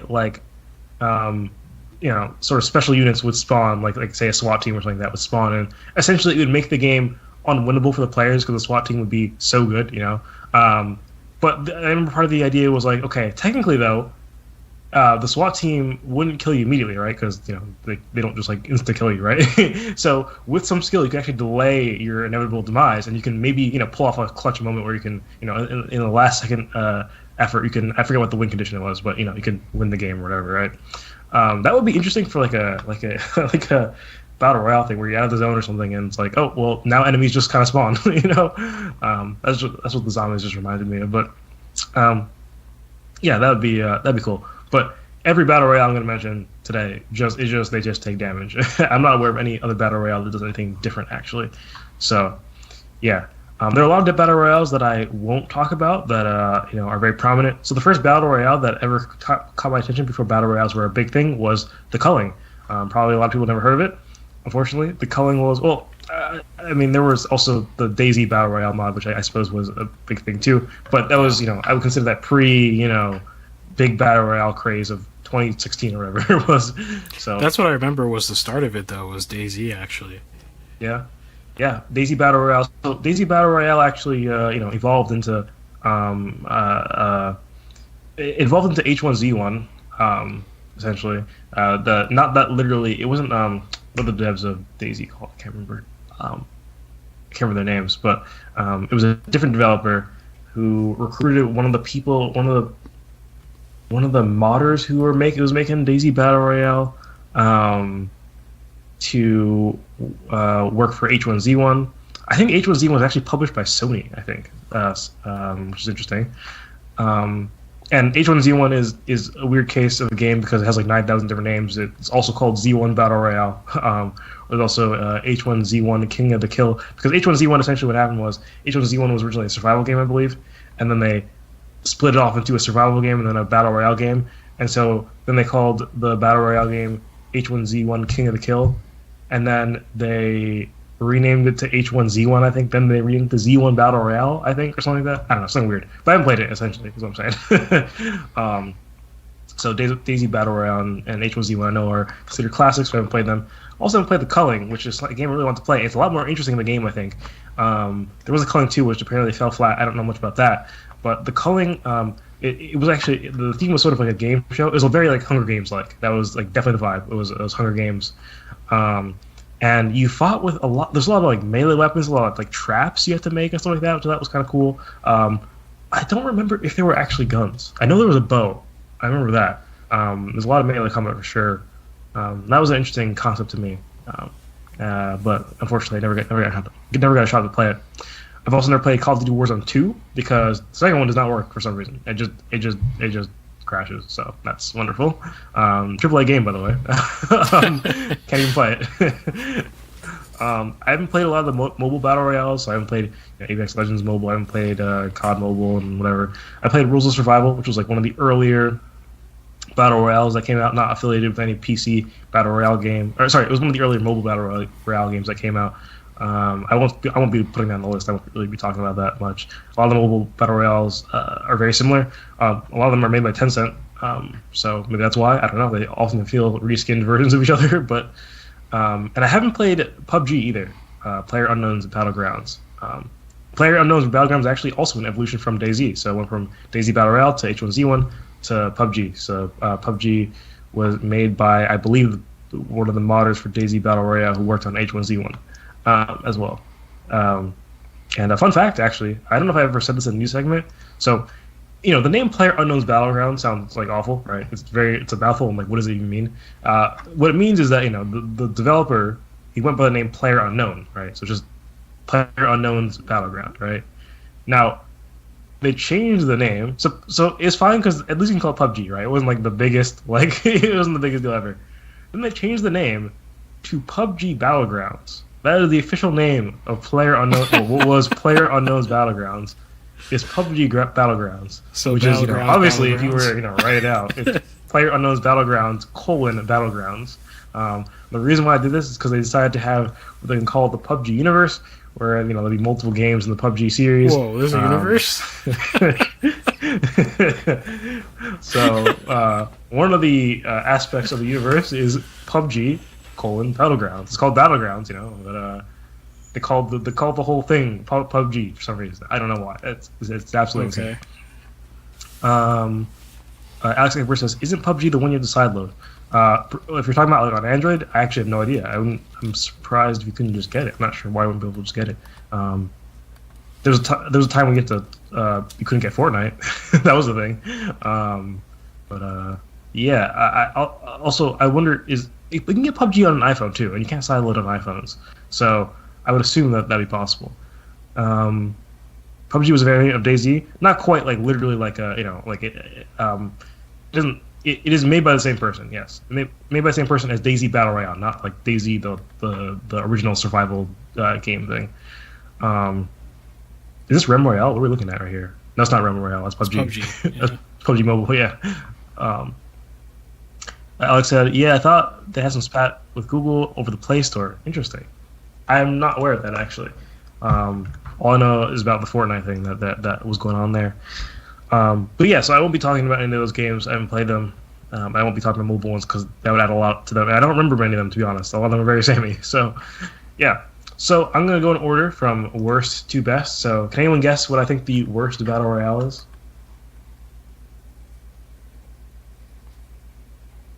I don't know. Fortnite. No. No.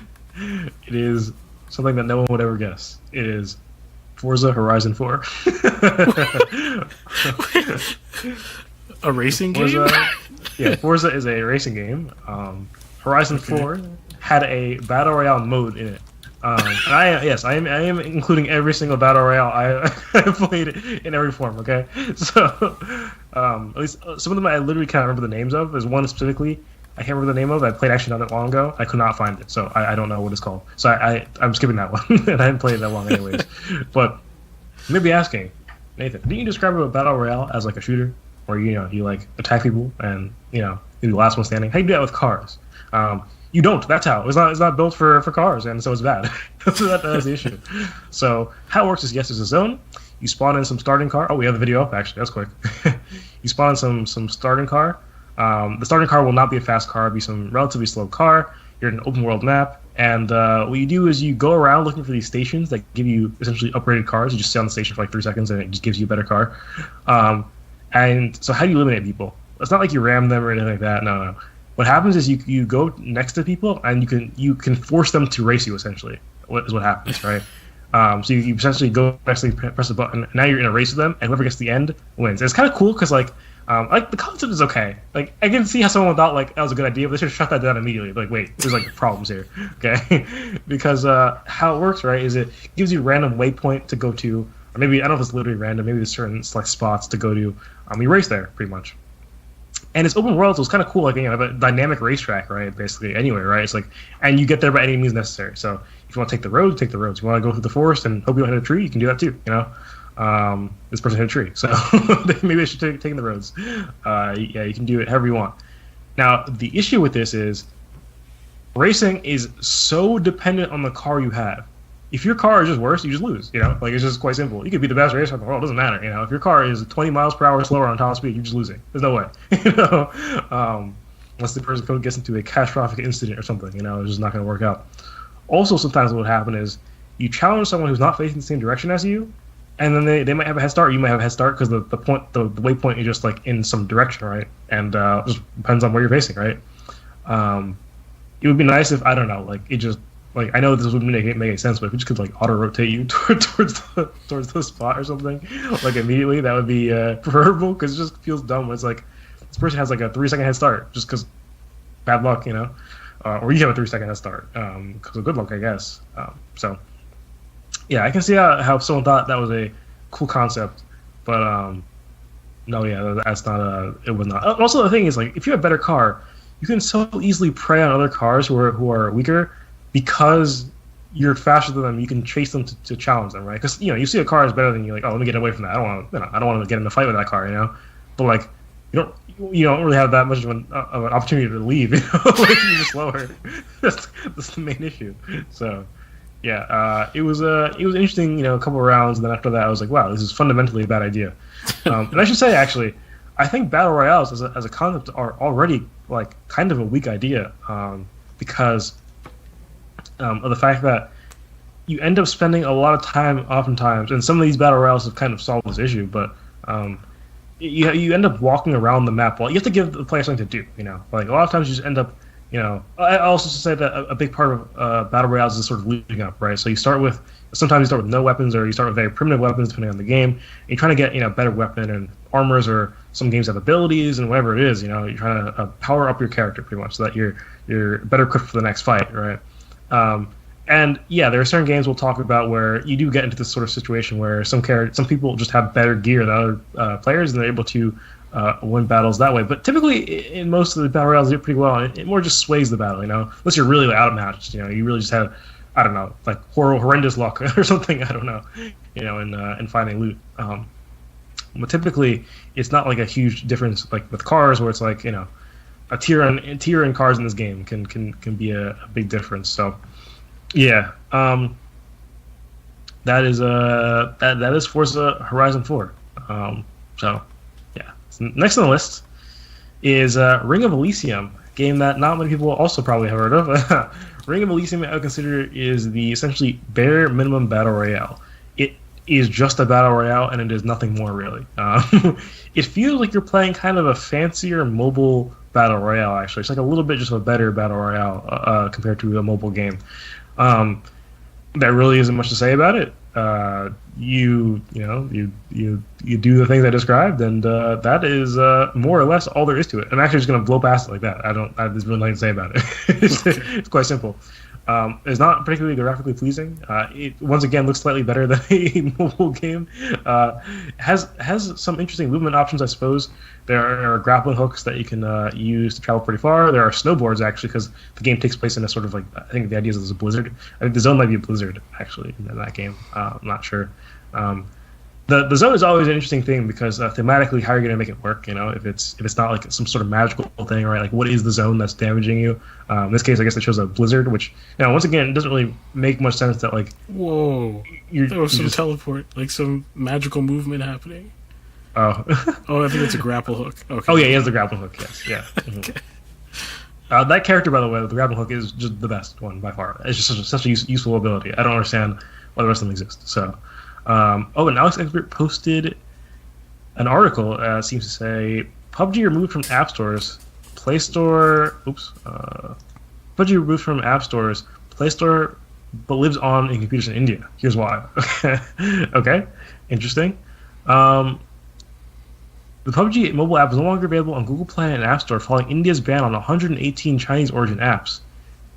Interesting. The game continued to work for those downloaded earlier. Okay. So did this affect non-Indian consumers? In the visual phase. Okay, interesting. PUBG or China? It's just no. It's legal. It's perfectly legal to play PUBG in India. Okay, interesting. So I'm curious if they removed it on the store for not Indian people as well. This is only in India apparently. So whatever. Okay, cool. Yeah, interesting. Yeah, I actually knew that. I remember when India did that. I didn't actually know PUBG was listed, or at least I forgot. I don't know. But yeah, that is Ring of Elysium. Now, a step up from Ring of Elysium, I would say, is a game called Realm Royale. I think it's called Realm Royale Reforged now. I think there have been some changes.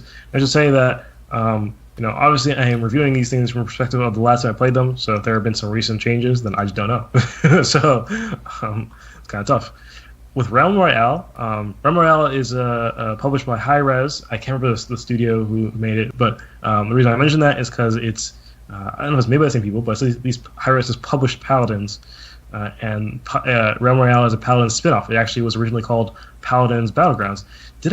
I never reviewed Paladins, have I? Have I ever reviewed Paladins? I don't remember. You've talked to me about it, so I don't remember if you've reviewed it on the show or not. Okay, I don't think I have. You see, there's definitely a similar play style. Hi-Rez. So Hi-Rez is, I forget who told me this, but it makes a lot of sense to me. I think Hi-Rez is a publisher. They make good games, and what they're good at, but they're not like amazing. Okay, what they're good at is making games that already exist and just like making a not bad version of it. So in the case of Paladins, it's a hero shooter that is okay. The closest thing I will compare it to is Overwatch, but it is not that similar to Overwatch. Okay, but it is a good take on the hero shooter. Is what I'd say. Okay, in this case, they decided to do a take on Battle Royale, and I think they actually dropped the ball on this one a little bit. I think as a Paladins, it looks horrible. Oh no, yeah. So Paladins also looks bad. So this looks worse though. I don't know why. No, this looks worse. Yeah, definitely. Yeah, they also have a game called Smite. Smite looks horrible. It is hideous. I don't know why. I don't know what happened, but it's bad. So yeah, Realm Royale. As a Paladin spin-off, we would expect it to be very kind of ability based in a way. Paladins has a big emphasis on abilities and unique weapons for every hero. or Like he was paladins. riding a chicken. Oh yeah. So one thing about Realm Royale is you can't run in the game, and so your only movement ability to essentially go fast is you have a spawnable horse by default, and then you can have a skin that like makes it whatever you want it to be, right? In this case, is not a horse. And the sort of thing with that is you have to. Oh, by the way, that's definitely recycled content because in Paladins you can ride horses, and just knowing high res, I know they use the same assets. I know it's the same horse. Okay, it's the same horse. I'm sure they just put the same skins in. The settings menu I just saw is definitely the same style as the Paladin settings menu. They're the king of recycling content for sure. It's actually funny. There's a Smite character that rides on essentially like a tree. So like the concept of Smite is it's like a MOBA. But it uses essentially like mythical gods, so like there's like Zeus and like Poseidon and and like Norse gods and whatever, right? I don't remember what god this is, but he rides like a tree for some reason, like a tree, a sentient tree, like a tree person essentially, right? And they took that tree person and they just made it a character in Paladins, and it's not like related at all in terms of like lore or anything like that, right? It's just like his name's Grover. He's just a tree, He's just a tree with an axe that he throws at people. I was bewildered when I saw that because I originally knew him from Paladins, and I just saw it in Smite. I'm like, this is the same like just character, but like he's not a real character. He's just a mount for this other god. It's like what? It's so crazy, but I would expect to be a lot very ability based. One thing like with Paladins is a lot of variety in abilities. Like there are cool abilities, like one where if you hit a player with a certain ability, it rewinds time for them. So they literally like go back, like they retrace their steps like backwards essentially, which is kind of cool. You can make one that rewinds your own self that can bring you to a better location where you were before, and also regenerates the health that you lost in that time and stuff like that. I think it also recharges your abilities if they were available at that time too. It's super cool. They have a lot of abilities that do things that are kind of out of the ordinary and seem to like not be very surface level. It wasn't like he throws grenade, which is actually a character, but that was the one boring character, I'd say. But in Realm Royale, it is a lot more like traditional battle royale, where a lot of it focuses on the gunplay, and the weapons aren't unique to different classes or whatever. It's very simple, and the abilities aren't as important as they could be. Something that's interesting with Realm Royale is you start with a weapon. So in Ring of Elysium and a lot of other battle royales, you don't start with a weapon, or you start with a melee weapon at least, which means that there's this really weird start section where the power imbalance can be kind of crazy. Where if you just spawn and you get lucky where you drop, you just get good weapon easily or something like that, and the other person, or just a weapon, and the person has no weapon. It's like, oh, that's kind of tough. Because we fight back. Alex said, didn't you do a Paladins episode? I think I might have. I don't know. I don't remember. I feel like I at least thought about it. Maybe I did. But yeah. So one thing that Realm Royale adds to compared to Ring of Elysium is it adds a nice sort of, I would call them like sort of side quest type things. So an issue in battle royales, as I said before, is that big maps and there's sort of nothing to do oftentimes because the map is so big. You're kind of running around, and sometimes you don't really see many people, and so you're just running around. You're kind of doing nothing, right? And that's not very useful. Or you're doing something very tedious, like you're just looking for better gear, and it's not that interesting, Realm Royale adds forges. So forges are places where you can upgrade weapons. To upgrade a weapon, you need essentially these materials. These I forget what they're called in the game, but you need a certain amount of materials, and then you go to a forge. When you go to the forge, you essentially consumes those materials, and after a certain amount of time, it pops out a new weapon that's better. The cool thing about this is, one, it keeps you on the forge for more materials, which is not the most interesting thing, and not too far different than just looking for weapons. But forges, once you're using them in that time where it's sort of making the weapon, it alerts enemies around it. All the enemies can see that the forge is in use, essentially, and so everyone's like, oh, one, someone's there, and two, some loot's about to spawn there, and so it draws people to that location, and now you're essentially on the defensive there. Sometimes you'll go to a forge and no one contests it, but oftentimes you go to a forge and someone does contest it. That's sort of an interesting change, so that it makes things a little bit more interesting. It draws people to you, and that's a big problem with battle royales, is just not seeing people. So that's Realm Royale, and that's all I'll say about that. Next on the list, we have a game called Super People. Super People, is an interesting name. I don't know why it's called that. I always thought it was funny. Super People. I think it's a step above. It feels kind of like Ring of Elysium in that it's a lot more normal sort of shooter type thing than Royale, but I think it's a better iteration of that type of game. It has a little bit more depth to it, and it looks nicer for sure. It has 13 classes, which are interesting. Each class has unique abilities and skills, I think they're called. So they're called ultimates and skills, I think. So ultimates can really change the game. So, for example, there's a firearms expert, and his ultimate abilities, he places this like force field thing, and teammates, if you have teammates, if you're playing solo yourself only, inside the force field can increase movement speed, and enemies become slower. And there are even more crazy stuff where, like, for example, there's a SWAT class, and SWAT can deploy a giant barrier that blocks enemies' line of sight. There's a teleport character that can, obviously just teleport, right? Super useful. And I think what this does is it breaks up a lot of the mundane parts about specifically team combat, I noticed in a lot of these games. So in games like specifically Ring of Elysium, sorry to bash on it, but it really is, because it is the bare minimum, it did nothing to solve a lot of the issues that the game would have, So, yeah, I'm using it as essentially the unrefined battle royale, right? the battle royale in its purest raw state. So an issue with that is you have this sort of thing what happened with combat, especially over long distances.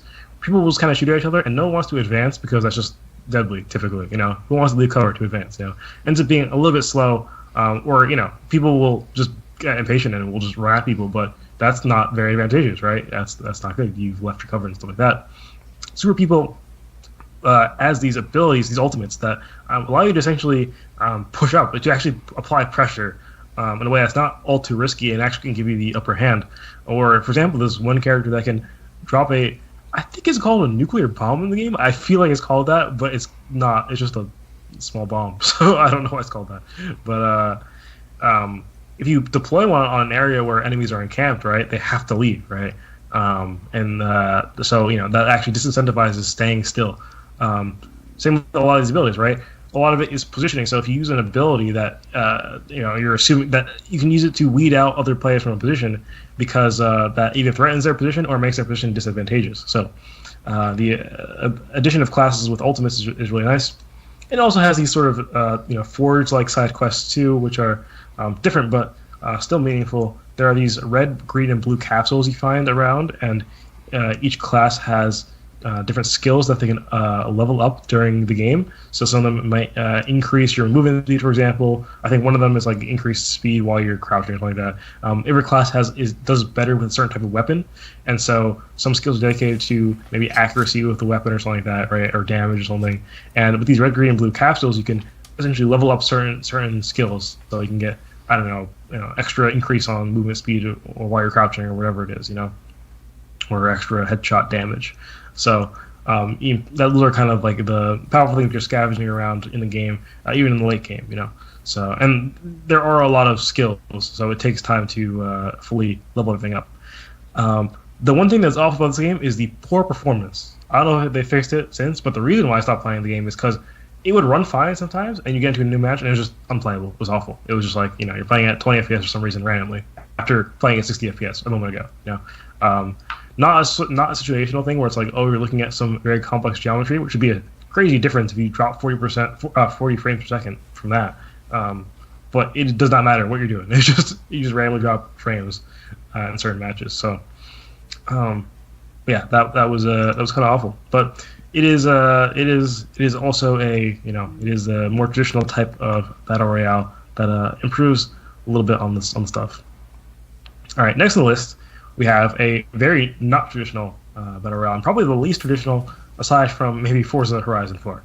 But it does quite well, I think, for what it does. It's called Spellbreak. Spellbreak is probably the battle royale I consider with the coolest concept. Instead of fighting with traditional weapons, you fight with magic. So you have these gauntlets that are magical. You choose 2 elements at the start of the game to wield, essentially. They have like annoying names, like for example, there's one called Tempest. It just means wind. Okay, that's what that means. It's air. You're airbending. That's what you do. Okay.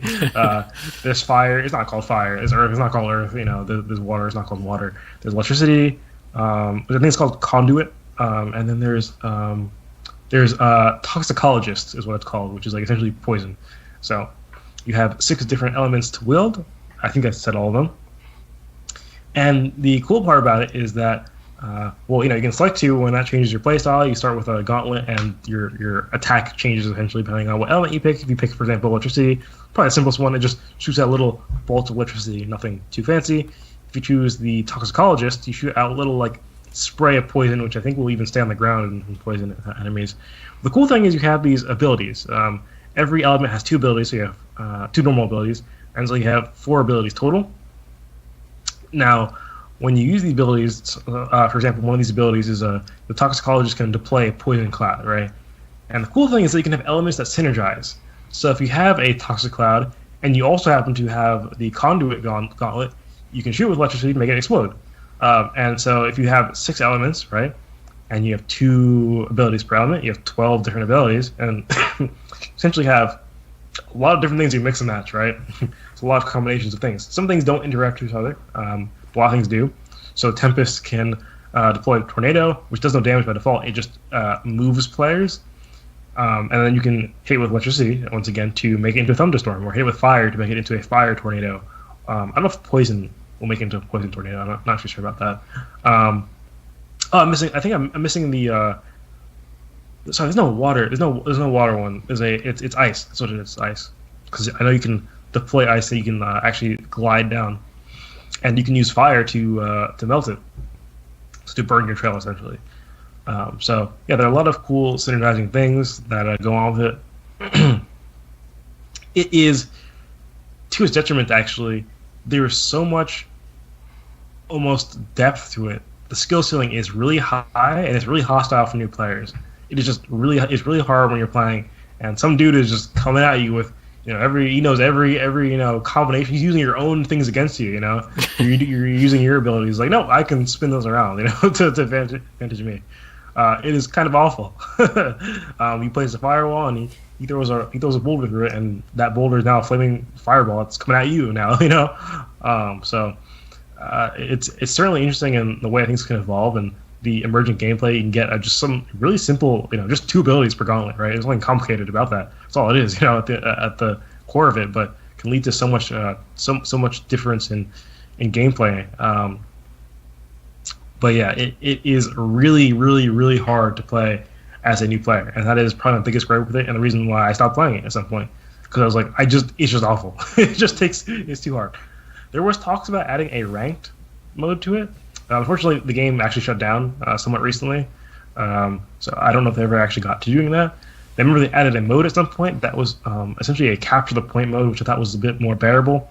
One of the issues I had with Battle Royales is that if you die, you have to wait like 1,000 years to get back in, right? You die, the game ends for you. You have to wait in the queue, and then when you get in the queue, sometimes they have a pre-game lobby. You wait in the pre-game lobby, and then you have to deploy, and sometimes some time you have to wait to deploy. And I should say, I didn't mention this at the start, but a common trend of Battle Royale, which I suppose is not strictly necessary, is that you usually spawn in the air and you're skydiving onto wherever you want to in the map, more or less. So you can select where you want to be on the map at the start. Some games like, I can't remember if Super People or Ring of Elysium, where you just select the spot, you just select the point, and you just go there, pretty much. Which I guess cuts down on the time. Some people don't like it because it's not as tense or whatever, and I don't really mind it that much. So I think Super People as well, you also spawn on the ground, I want to say. But yeah, it is certainly a really hard game to master, and that is definitely the worst part about it. Kakara says, Reforce's entry in some previous discourse last week, an incoming category at next year's awards, best sports or battle royale game. Yes. He also says skydiving feels like a good part of the game. Yeah, I don't know. Well, I don't know how. What were you gonna say? I was gonna say, was it like the Forza game you mentioned first? It's racing, so it's cars, so it's sports, so it's a battle royale. True. Right? That is true. Maybe it'd be the only one in the category, I suppose. Well, it's or, not and, I guess. But yeah, but if you get both at the same time, then you have a double the enormous points. advantage, Yeah. right? Oh yeah. Yeah. So I've heard people say defend the skydiving part of the battle royale games, and that it adds a tactical side of it because you can see where other people are dropping as you're dropping, and you can sort of like maneuver wherever you want to around that. I don't know if it's just me, but in my experience, I just don't change where I'm going. Typically, in Warzone, you can take pot shots at people. Yeah, that's true. Mm-hmm. It actually does add quite a bit of because like timing of like people in front of you or above you or below you, like timing your descent. Like, do you want to get down first or do you want to get down later or whatever? Right. Yeah. That's true. So I'm sure. I guess there are some aspects to the dropping thing. I'm gonna guess it's Ring of Elysium that didn't have dropping just because of its trend of being very basic. So I think that probably was a Ring of Elysium. So yeah, no, okay, maybe. Kikaros also says, having played some squads in a battle royale recently, it's kind of fun to have the banter of let's go here. Wait, no, let's not go there. There's too many people. Though probably very different feel solo. True, yeah, actually, okay, I have had those moments where it's like there are a lot of people there. But I feel like usually, maybe it's my friend group, we're just like, I mean, you can't really do anything about that. We just keep going. Well, so one thing I will praise battle royales for is kind of like part of the con you're saying, is there's a lot of dead time, which makes it a very good social game, if that makes sense. Like that is true. So like, there's a lot of time where you're just looting, and like you're like, oh, I just got this thing, and then like next thing you're talking about like what you got to do tomorrow. Like I don't know, like yeah, you know, it's like a very good casual experience, and then like the moments of tenseness are like interspersed in there, I guess. I do feel like that about many games actually. You know, there are some games that I really only play because of how other people play. You know, I'm not playing Ring of Elysium alone. That was not happening. Never, not possible. It would a lot of battle royales really because you know I said before I don't really feel good about the genre of battle royales in general. So playing alone is certainly, definitely the just having people to play with is really a game changer there. So yeah. Alex said, I tried Fortnite and found it way too crazy for my brain to handle. We'll talk about that. We'll talk about that eventually. Actually, well, we'll get there. We'll get there. So yeah, just to finish off my spell break thing, I'd say another con of it is the environment design is not great at all. Everything feels very samey everywhere. The thing, a lot of things that battle royales do good is have really good landmarks. Because the map is very big, and so, you know, if you want to identify certain locations, especially your teammates, or to have a sense of like, oh, I know what this place is, right? You'd have to know, you know, like you know, how I describe it, right? And so you cannot do that in Spellbreak. Everything is like, oh, it's another ruined castle, another castle ruins. That's the same thing I saw before, you know. So nothing really looks different. I said, would PlanetSide be in the genre? No, PlanetSide doesn't have a closing circle, does it? No, there's no closing circle. I'm pretty sure it's just nor is there a last man standing aspect of it either, you know, or looting. So yeah, I don't think it'd be considered a battle royale. So yeah, that is Spellbreak. Moving on, now we get to Fortnite actually. So Fortnite's better than Spellbreak. I think we've reached approximately the halfway mark. Is this? Let's see. Oh my! You might want to speed it up a little bit. Okay. Wait, so there's 9 total, and I just mentioned 1, 2, 3, 4, 5. Okay, we're on the 6th one. 6 out of 9 here. Fortnite is number 6. Okay. So, Fortnite I guess is actually on the upper end of games, and you know, notice that it's not that Super People or Spellbreak are bad per se. You know, it's that you can't play them because one of them is too hard, one of them performs badly. So Fortnite kind of slips in as sort of like. You couldn't. It's fine, and you can actually play it. That's good. You know, that's a very good quality to it that you can actually play it. So Fortnite also has a very high skill ceiling. Actually, if you ever played Fortnite with build, you know, on the original build mode, you know that you think oh, it's like it's a game that like little kids play. You know, it's like okay, whatever. I'll just get a quick win real quick, get into the game, and you're playing, and then maybe you get a kill or something, and then you're feeling good. Next moment, some dude is like building like a fortress in front of you. And you're like, what is going on? building like I don't know, like the Empire State Building. So Fortnite, of course, has the unique aspect of having building in it. So you can build different structures for cover, for getting good vantage points. People are absolutely crazy with building. I don't think they could look at the screen. I don't know if they could have anticipated. It's actually not. This is not as high level as it gets. But I don't think people, the developers, anticipated how good people would get with their mechanics. Look at people building sometimes who are really good at it. Yeah, it's incomprehensible. It's incomprehensible. It is truly like what is happening right now. You know, it's like I don't know. It's like watching like professional ping pong, right? It's like, okay, I can hit a ping pong ball, you know, but then I can't do what they're doing for sure. You know, that's not even close. How they even get that good? You know, so and it's weird because there's also little kids who are that good too. So it's like, what? How the motor skills for this? So Fortnite definitely has a high skill ceiling, and in fact, I didn't like Fortnite for the longest time because of that. I was like, it has become impossible to play because people just start building and I start losing basically. So. I'm pretty sure I tried playing it once and I lasted like 10 seconds at best. Yeah, no, that's a common experience for many people. But if you actually stick with it, eventually you can get good at building. But I never did it. So what happened was Fortnite released their no build mode at some point, and people were like, "Oh, it's kind of good." And I'm like, "Really?" So I played, and I was like, "Oh, this is actually way better," in my opinion. I think it actually probably is a worse game if you're good at building and that's what you like to do. The building certainly adds a cool aspect to it, but Fortnite isn't a bad game without building at all. Actually, it has a lot of one of the things that draws to it is that it has a lot of frequently changing content, which is interesting.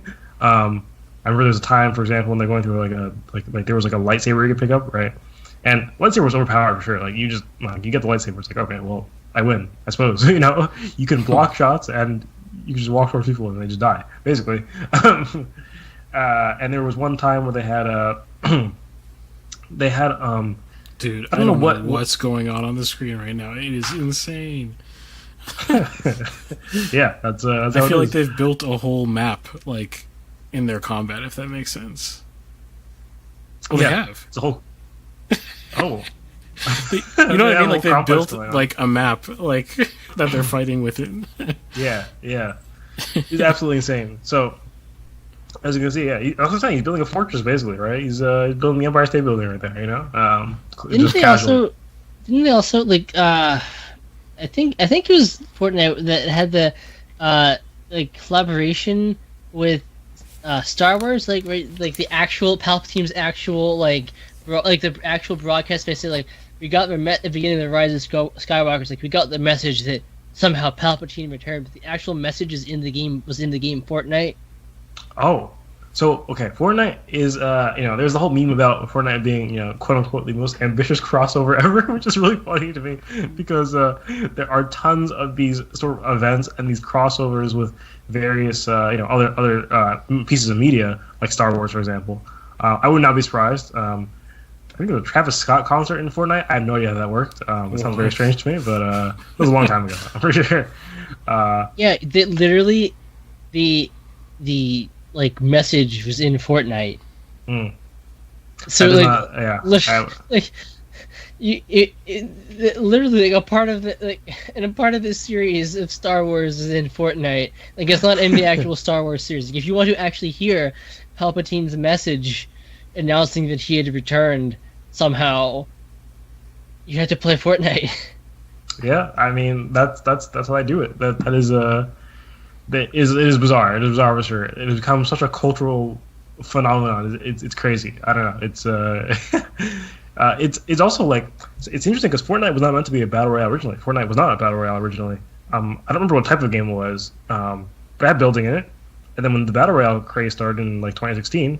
The Battle Royale came out in 2017. It's just a different mode for it. People were like, "Oh, that's pretty good." And so Fortnite Battle Royale became just Fortnite pretty much. And you can still play Fortnite actually, the not Battle Royale version. But people don't typically do that. They're a lot more interested in the Battle Royale. I can't even comprehend what I'm watching on the screen. Like me neither. They've literally created a map within this map. I'm telling you, like with like with choke points and everything. Like, I'm like, what are you doing? This is crazy. Yeah, so Kagara says, I think there might be a paid campaign mode. Oh, yes. So actually, the Battle Royale is free, but you have to pay for some of the other content. So, yeah, because I think it was originally paid. So I think, they added Battle Royale for free as, I guess, maybe an enticing factor to it. But it seems like Battle Royale has actually become the main event, and the campaign or whatever it's called is not. Which is interesting. So that was a crazy thing that happened.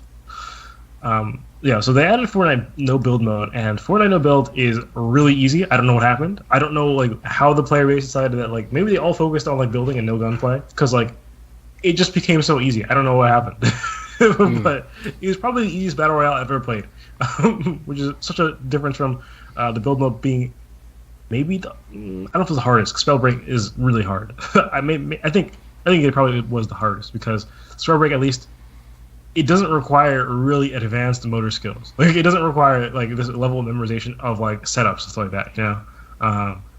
It's I could understand everything that's going on. It's just I could not do it. With Fortnite, I do not understand what's going on when I look at it. So it's quite the big difference. There's a lot of content. There's a lot of random quirky things to it. Random I don't know, there are random places you can visit that have AI enemies, and that has it's one place with a vault you can enter that is guarded by AI and get a bunch of loot there. There's an area, there's a section of the map that has these vines that you can travel rails essentially. It has a lot of interesting things. And I almost forgot to say, the respawn mechanic is good. It's a lot better than a lot of other games. The games I mentioned prior, respawning is kind of brutal. You die and you die. Maybe you can get picked up by an ally if they're near you and they press F or something like that for a certain amount of time. Then you get revived as long as you revive within a certain amount of time from being downed. In Fortnite, so yes, that's true. If a player is down, they can crawl very slowly. They can't shoot. They can't do anything else. They can spot. They can place markers on the map, stuff like that. But they can't effectively do anything else. And the player can revive them if they haven't been. They haven't run out of time, essentially, to be revived, right? Or they haven't been shot, because if you're shot while you're down further, you can essentially be insta-killed. But the nice thing is that they drop a respawn card, or reboot card, I think it's called, actually. And if your teammate picks up a reboot card, you can go to reboot station and you can reboot them, so you can essentially respawn again. It's a really nice mechanic, because, as everyone was saying, Battle Royales are a good social game, and that you can talk about things very easily. But you still want to play the game, right? That's also part of the allure, right? You probably want to play it as well, right? So one thing that is annoying is if your teammate dies and you're alive, but your teammate just has to watch you play the game, for however long the game might be, because Battle Royales can go on for quite a long time. And I do remember many moments playing a Battle Royale where it's if you die early, oftentimes me and my teammates just well, let's just end it, you just restart, it's new match, I don't feel like going through this, essentially, of it's just not that fun when one of our players is outed from the very beginning and there's a whole match in front of us, So we just essentially give up and restart. Not the greatest thing. The reboot card makes it possible to avoid that, which is nice. Although getting the reboot card is a task, because enemy team has just been there. You can wait till they're gone, I guess. But once you start rebooting, it kind of works similar to the Forge in Royale, where it's not that everyone's notified, but it makes a very loud noise. And the reboot vans that are around are marked on the map, so you can kind of just look for the nearest one once you hear the noise and you go towards it. And there's a player there. It takes some time too. So that is a quick take on Fortnite. Next, we have Apex Legends. So Apex Legends, actually like it not for its main battle royale mode, actually. And actually, this is going to be a trend with the sort of top battle royales here, is I don't like them for their main battle royale modes. So we see with Fortnite, I liked it for its no build mode. Apex Legends, there's a normal battle royale mode, but unfortunately they removed this mode. They had it used to be considered a permanent mode, but I suppose they decided that it wasn't good anymore or something. I don't know. It's called Arenas, and it was a small map, and it was 3 versus 3 actually, but it was still a battle royale. So they still had a zone that closed, and you had a team of 3 that spawned on each other map, and there was no loot you had to pick up actually. So it worked actually a sort of CS:GO, or I keep saying CS:GO now, but it's CS2 is the new one. I'll just say CS. Counter-Strike / Valorant sort of buying system where when you start the game, you have a certain amount of currency you can buy weapons with, and as you progress, you get more currency, and as you go through the rounds, because Apex Legends does have rounds in their arena mode.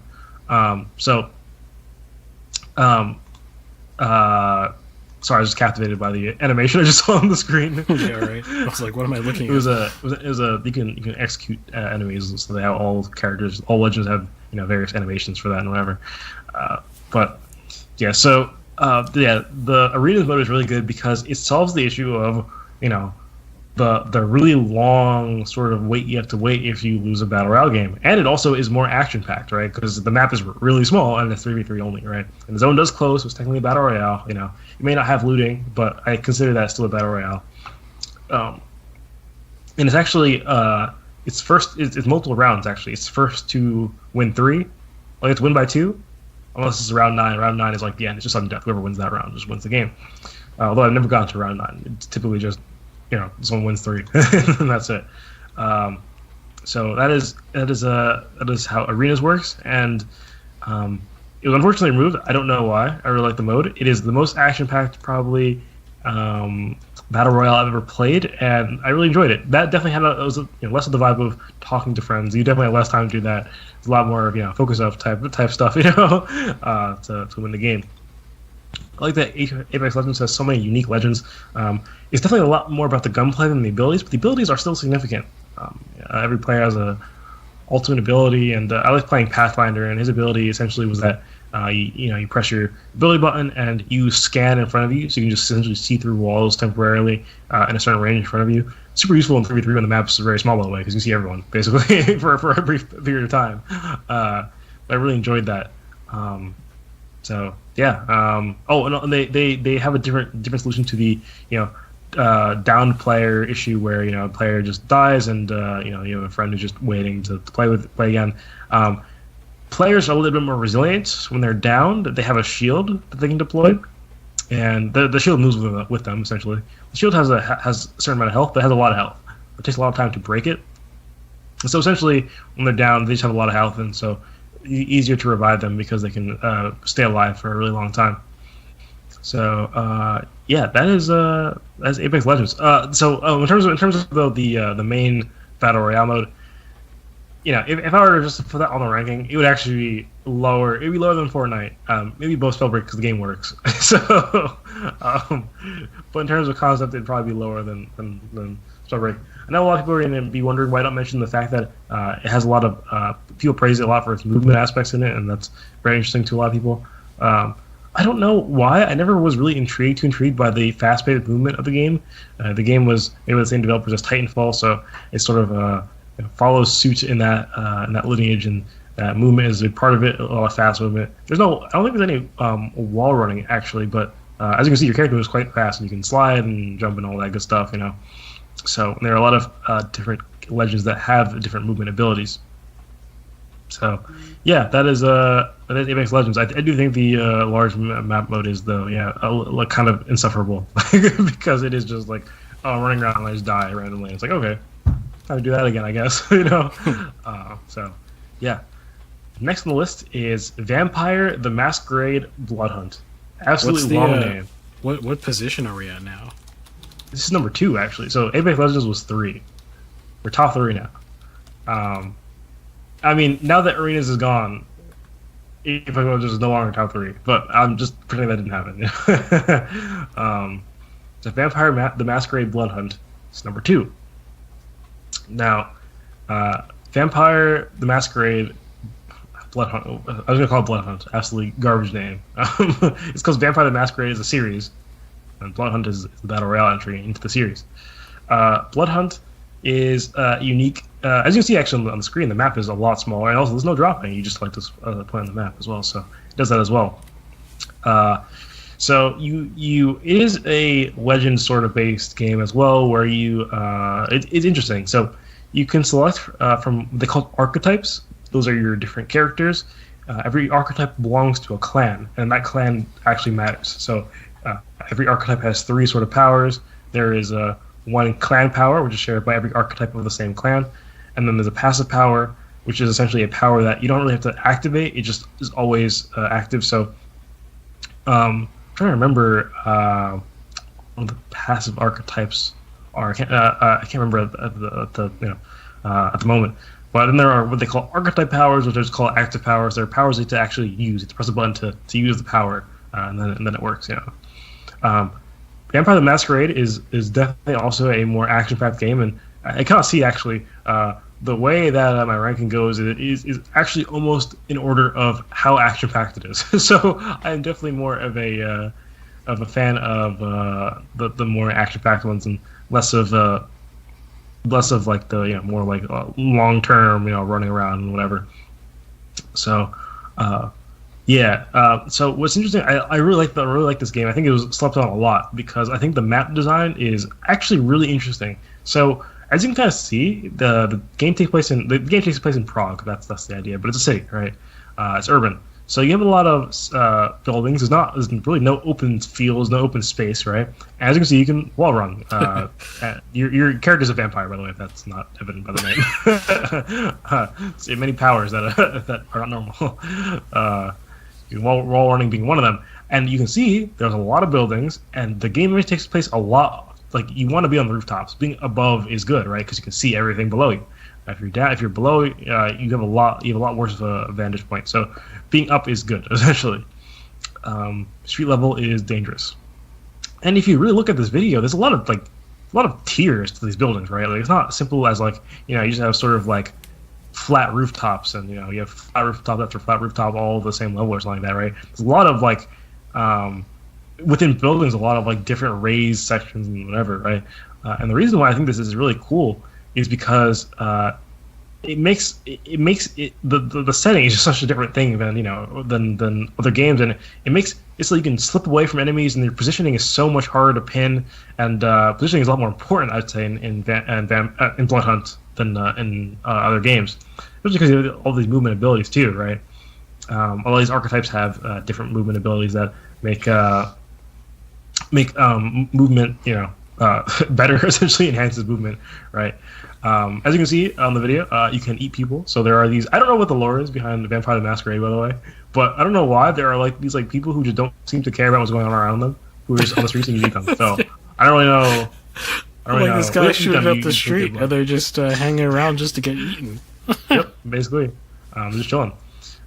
So you do that to power. Does it do you any good though? Like if you so you I can't remember how exactly you gain power. I can't remember actually. I feel like that's a pretty key component of the game I'm forgetting here. But that would be your side questing of this game. Is essentially finding people, and it benefits you in some way. Yes, sucking their blood. Drinking their blood, essentially. Yes. You're not eating them technically. Also, if you're a vampire, though, like, are you like shooting silver bullets or something? Otherwise, not going to kill another vampire, right? I don't know, actually. Yeah, I suppose so. Those must be very expensive bullets and very oddly made ones, I guess. So. Wait, quick question. So what's the zone? Like, I don't know if I've seen the zone yet. There is a zone that gets smaller. I guess it's not present at the moment. The map is very small, so it is a lot more action packed. So the zone doesn't have to be as authoritative, I suppose, as in other games. It doesn't really have to force you to get in that much. But there is a zone for sure.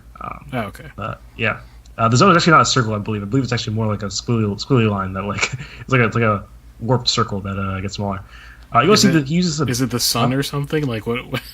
I don't remember what it actually is in the game. It's not the sun. I forget what it is. Okay. The game is very dark, as you can see, and this is like in the lore. The one thing I know is like it's like I think the setting is called like something of darkness. I forget what it is. Like there's like some event that happened. I think it's like some warring vampire factions or something that happened, and it's called the Age of Darkness or something. I forget what it is, but that's what's going on basically. There is an ability that every character can use where they can essentially get like wall hacks for a moment, and they can just kind of like see where all loot is near them essentially, and can even see players that are in their line of sight. So you can really see that they really want you to like know where people are. The action is wanted. But but it really is all that positioning and slipping behind, the leveled, the sort of tiered buildings and stuff like that. So even though you can see people from far away, there's a lot of opportunity to slip away and to get behind people and stuff like that. And I just thought that part was really cool. And it feels so up close and personal. It's interesting because you can be so close to people, but because of the map design, like it's not that easy to get them, because like they really are just behind the corner and you don't know where they're going, and so it's kind of almost like a chase sometimes, and it's fun. So yeah, this game also suffers from poor performance, not as bad as Super People. It is playable, but for some reason, sometimes, not all the time, the FPS is like, nope, we're not doing this today, and it's just bad. I don't know why. Yeah, that is I was going to say about this. I think that there are a lot of chats that I missed. Where did I miss from? I'll read them. So Kai says rioting if Super Animal Royale isn't number one. Don't worry, I know it won't be. No. He also says maybe because I haven't played it, so that would be a while. Maybe not because it's bad. He also says it is wild to me that a White Wolf RPG based BR is number 2. I don't know. White Wolf was the developer of the game. Because it's like certainly they didn't think certainly Bloodhunt wasn't like their main thing, right? I'm pretty sure this was battle royales are going crazy. We're kind of tail end of this battle royale thing, but you know what? Well, let's hit it up from the entry. Let's see what we can do here. And it didn't get massive praise. I'm pretty sure. I think people thought it was generally good, but I don't think people would typically put it on the number 2 for battle royales. But once again, as you can see, I don't like battle royales. So as in not that I don't like them. Obviously, I like them because I played them, but I don't like the intended sort of the normal battle royale. Big map, slow pace type thing. I'm more of a action packed kind of guy, I guess, with the battle royales. So, and that's what this is. So yeah. Kai also says, "Oh, good, yeah." Okay. He said, "I think it's called World of Darkness." Yeah, that's what it is. I don't know what the event was, but it's all urban fantasy stuff. This is so wild, though. Yeah, no, yeah. When I was ranking these, I didn't have a conceived idea of what my ranking would be, and I was like, "Oh, Vampire the Masquerade Bloodhunt." I guess it just was that good, huh? It was just kind of was that good. So yeah, that's what I have to say about Bloodhunt. Yeah, kind of slept on my opinion, but I don't know. And we have our number 1. Maybe people can guess the number 1 at this point because it is a well-known game. I just have not said yet. Is it Warzone? It is Warzone, which is probably a surprise to a lot of people as well. Wait. You had a very different take on Warzone not too long ago, I thought. No. We have to understand. There is a specific part, once again. I'm not playing the intended game here. It is not the main game mode that I am most interested in. In fact, the game mode that I like, they removed for some reason. So, at this point, Warzone is probably kind of low on the list. but in terms of peak Warzone, they had this game mode in Warzone 1, not 2, because I couldn't play 2. Warzone 1 had this game mode called Rebirth. It was called the map was called Rebirth Island, but there were multiple maps you can play on it. The mode was called I wrote down Rebirth Island, but I forgot. It's actually the name of the map that is one of the maps you can play on. It's not the name of the mode. Resurgence. It's called Resurgence. Resurgence has everything I want in a battle royale. It is what I wish battle royales were. Okay, so I mean not everything, but it has a lot. So Resurgence has a small map. It has less people than normal, right? You drop in, you see a lot of people. The cool one of the cool parts about it is if you're playing with a team, which once again I play with teams, so if I'm not playing alone, Resurgence alone is very different. But with a team, the respawns are different. So how it works actually is once you're downed, right, you can be revived for a certain amount of time, right? After a certain sorry, let me restart. You can be downed and you can be revived like normal, but if you are downed and then you die, permanently or whatever, right? Actually, there's a respawn timer. You come back as long as any of your teammates are alive. that fixes the whole problem of being dead while your teammates are alive, because it's not as likely, right? Because you'll just come back, right? Either you come back or your whole team's gone, right? That is almost always what happens, with the exception of the end, which kind of gets into a sort of sudden death thing if the time goes on too long, where there's no more respawns. But for the majority of the game, right, it's like, hey, like, you're playing with your friends, whether you like it or not. pretty much. You can't have a situation where there's just one dude alive in your team or whatever, right? Unless you're on some sudden death situation. But I'm fine with that because, one, the game has to end at some point, I understand, and when you have respawns, it could just become very, very long, But also, the nice thing is that when you, at that point in the game, there's probably only like 2 or 3 teams left, and it's already so tense that you're like not really talking. You're really just looking at the game, like what's going on. The map is really small, really constraining. The respawns are gone. It's like, okay, well, now it's clutch time for this person. That's it. So that is like the main draw to me for Resurgence, which they got rid of, which is a crime to me. That's really, really fast to get in and get out. I think that the COD devs actually had a pretty good idea of this when they released Warzone, and they had the gulag that they came out with, which was like, it was what would happen is you would die, and I think it was also a similar thing where it was a timer, well, not like as in like there's a point in which you were too late in the game to get the gulag, I think, right? Is that right, Irving? Yeah, okay. That's right. So as long as you're early enough in the game and you die, you go into this gulag setting essentially, where you would go with other players who have died as well, and it would give you a 1v1 battle to the death with some random weapon essentially. And if you win that battle, you come back. In terms of like thematically, it makes absolutely zero sense. Like as like what just happened. but it was a good way of getting back into the game. And even after that, similar to the reboot card in a way actually of Fortnite, you can buy people back from certain like buy stations. I think that's a genius mechanic, by the way. Yeah. It creates like basically a side quest within the game. There you go. Side quests are good, man. Side quests are good for battle royales. You end up searching for money if you don't have enough money to buy a player back. Once you get that money, then you have to head to a buy station, which are not so common. They're kind of spread around, So you have to go to a buy station, and then you buy someone back, and that's that. So I think the COD devs had a good idea. I still don't like Warzone though, because there's a lot of just running around and then like, oh, get into combat, I died, and the chance that we both died, both team members or all team members, whatever, and I guess we're restarting now.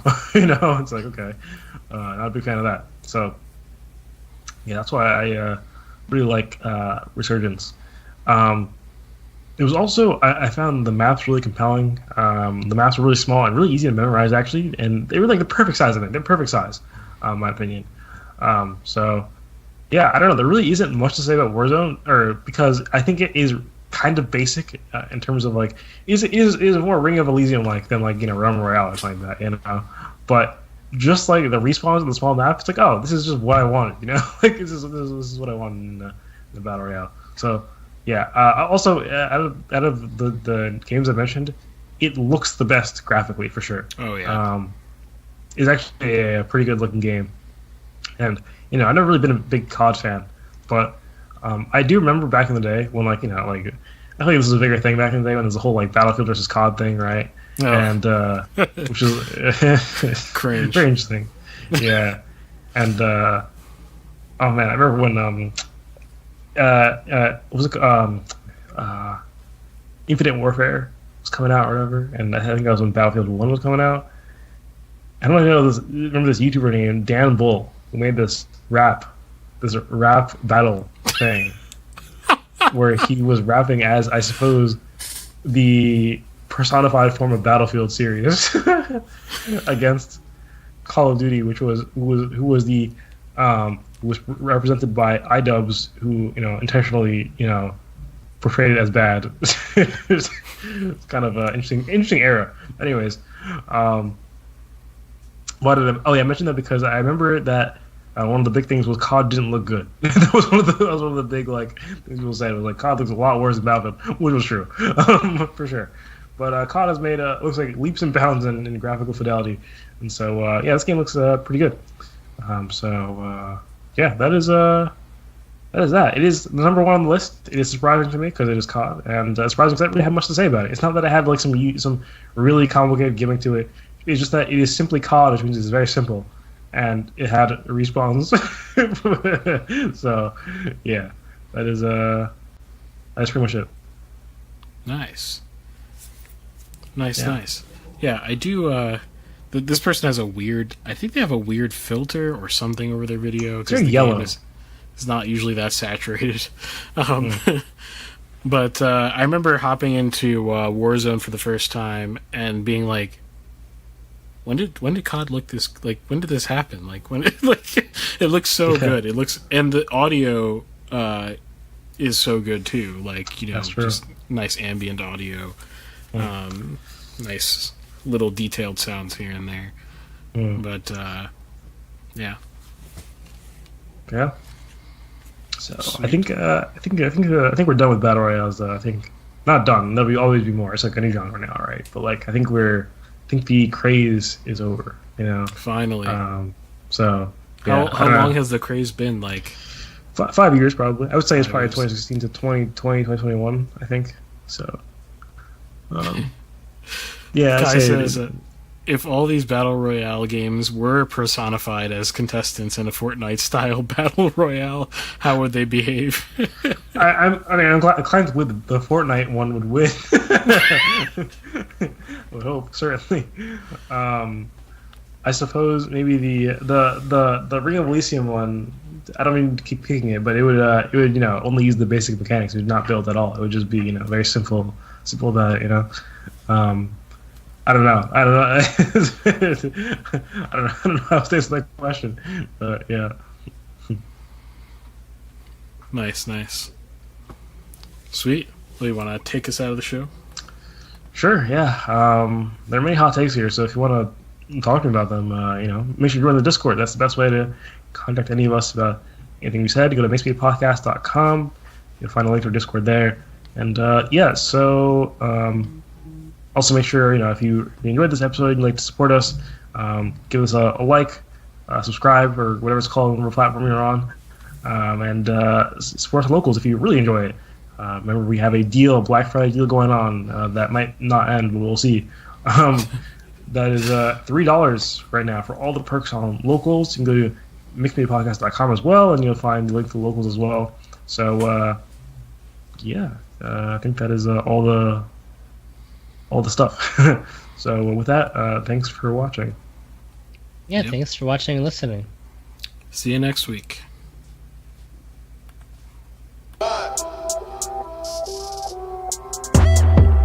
Look, tell a man no trouble. I don't want beef, man. I just want vibes. Big man like me, no need for the telephone hype. I got too much getting online. One rule, then dead I'm on site. Wrong move, I bet they gon' ride. No need for the telephone hype, nah. No need for the snoozing. Big whip outside, I'm cruising. Big stick inside, no losing. Better watch out for the snake and Judas is. Don't ask them who this is. I bet they know what I'm moving in. I bet I show it into a dim. How you hate and then lose again? How you hating my vibes? Why you wasting my time? Getting hype on my line. Tell a man I don't want feedback, I just want relax. Brand new whip, two-tone, I need that brand new hit.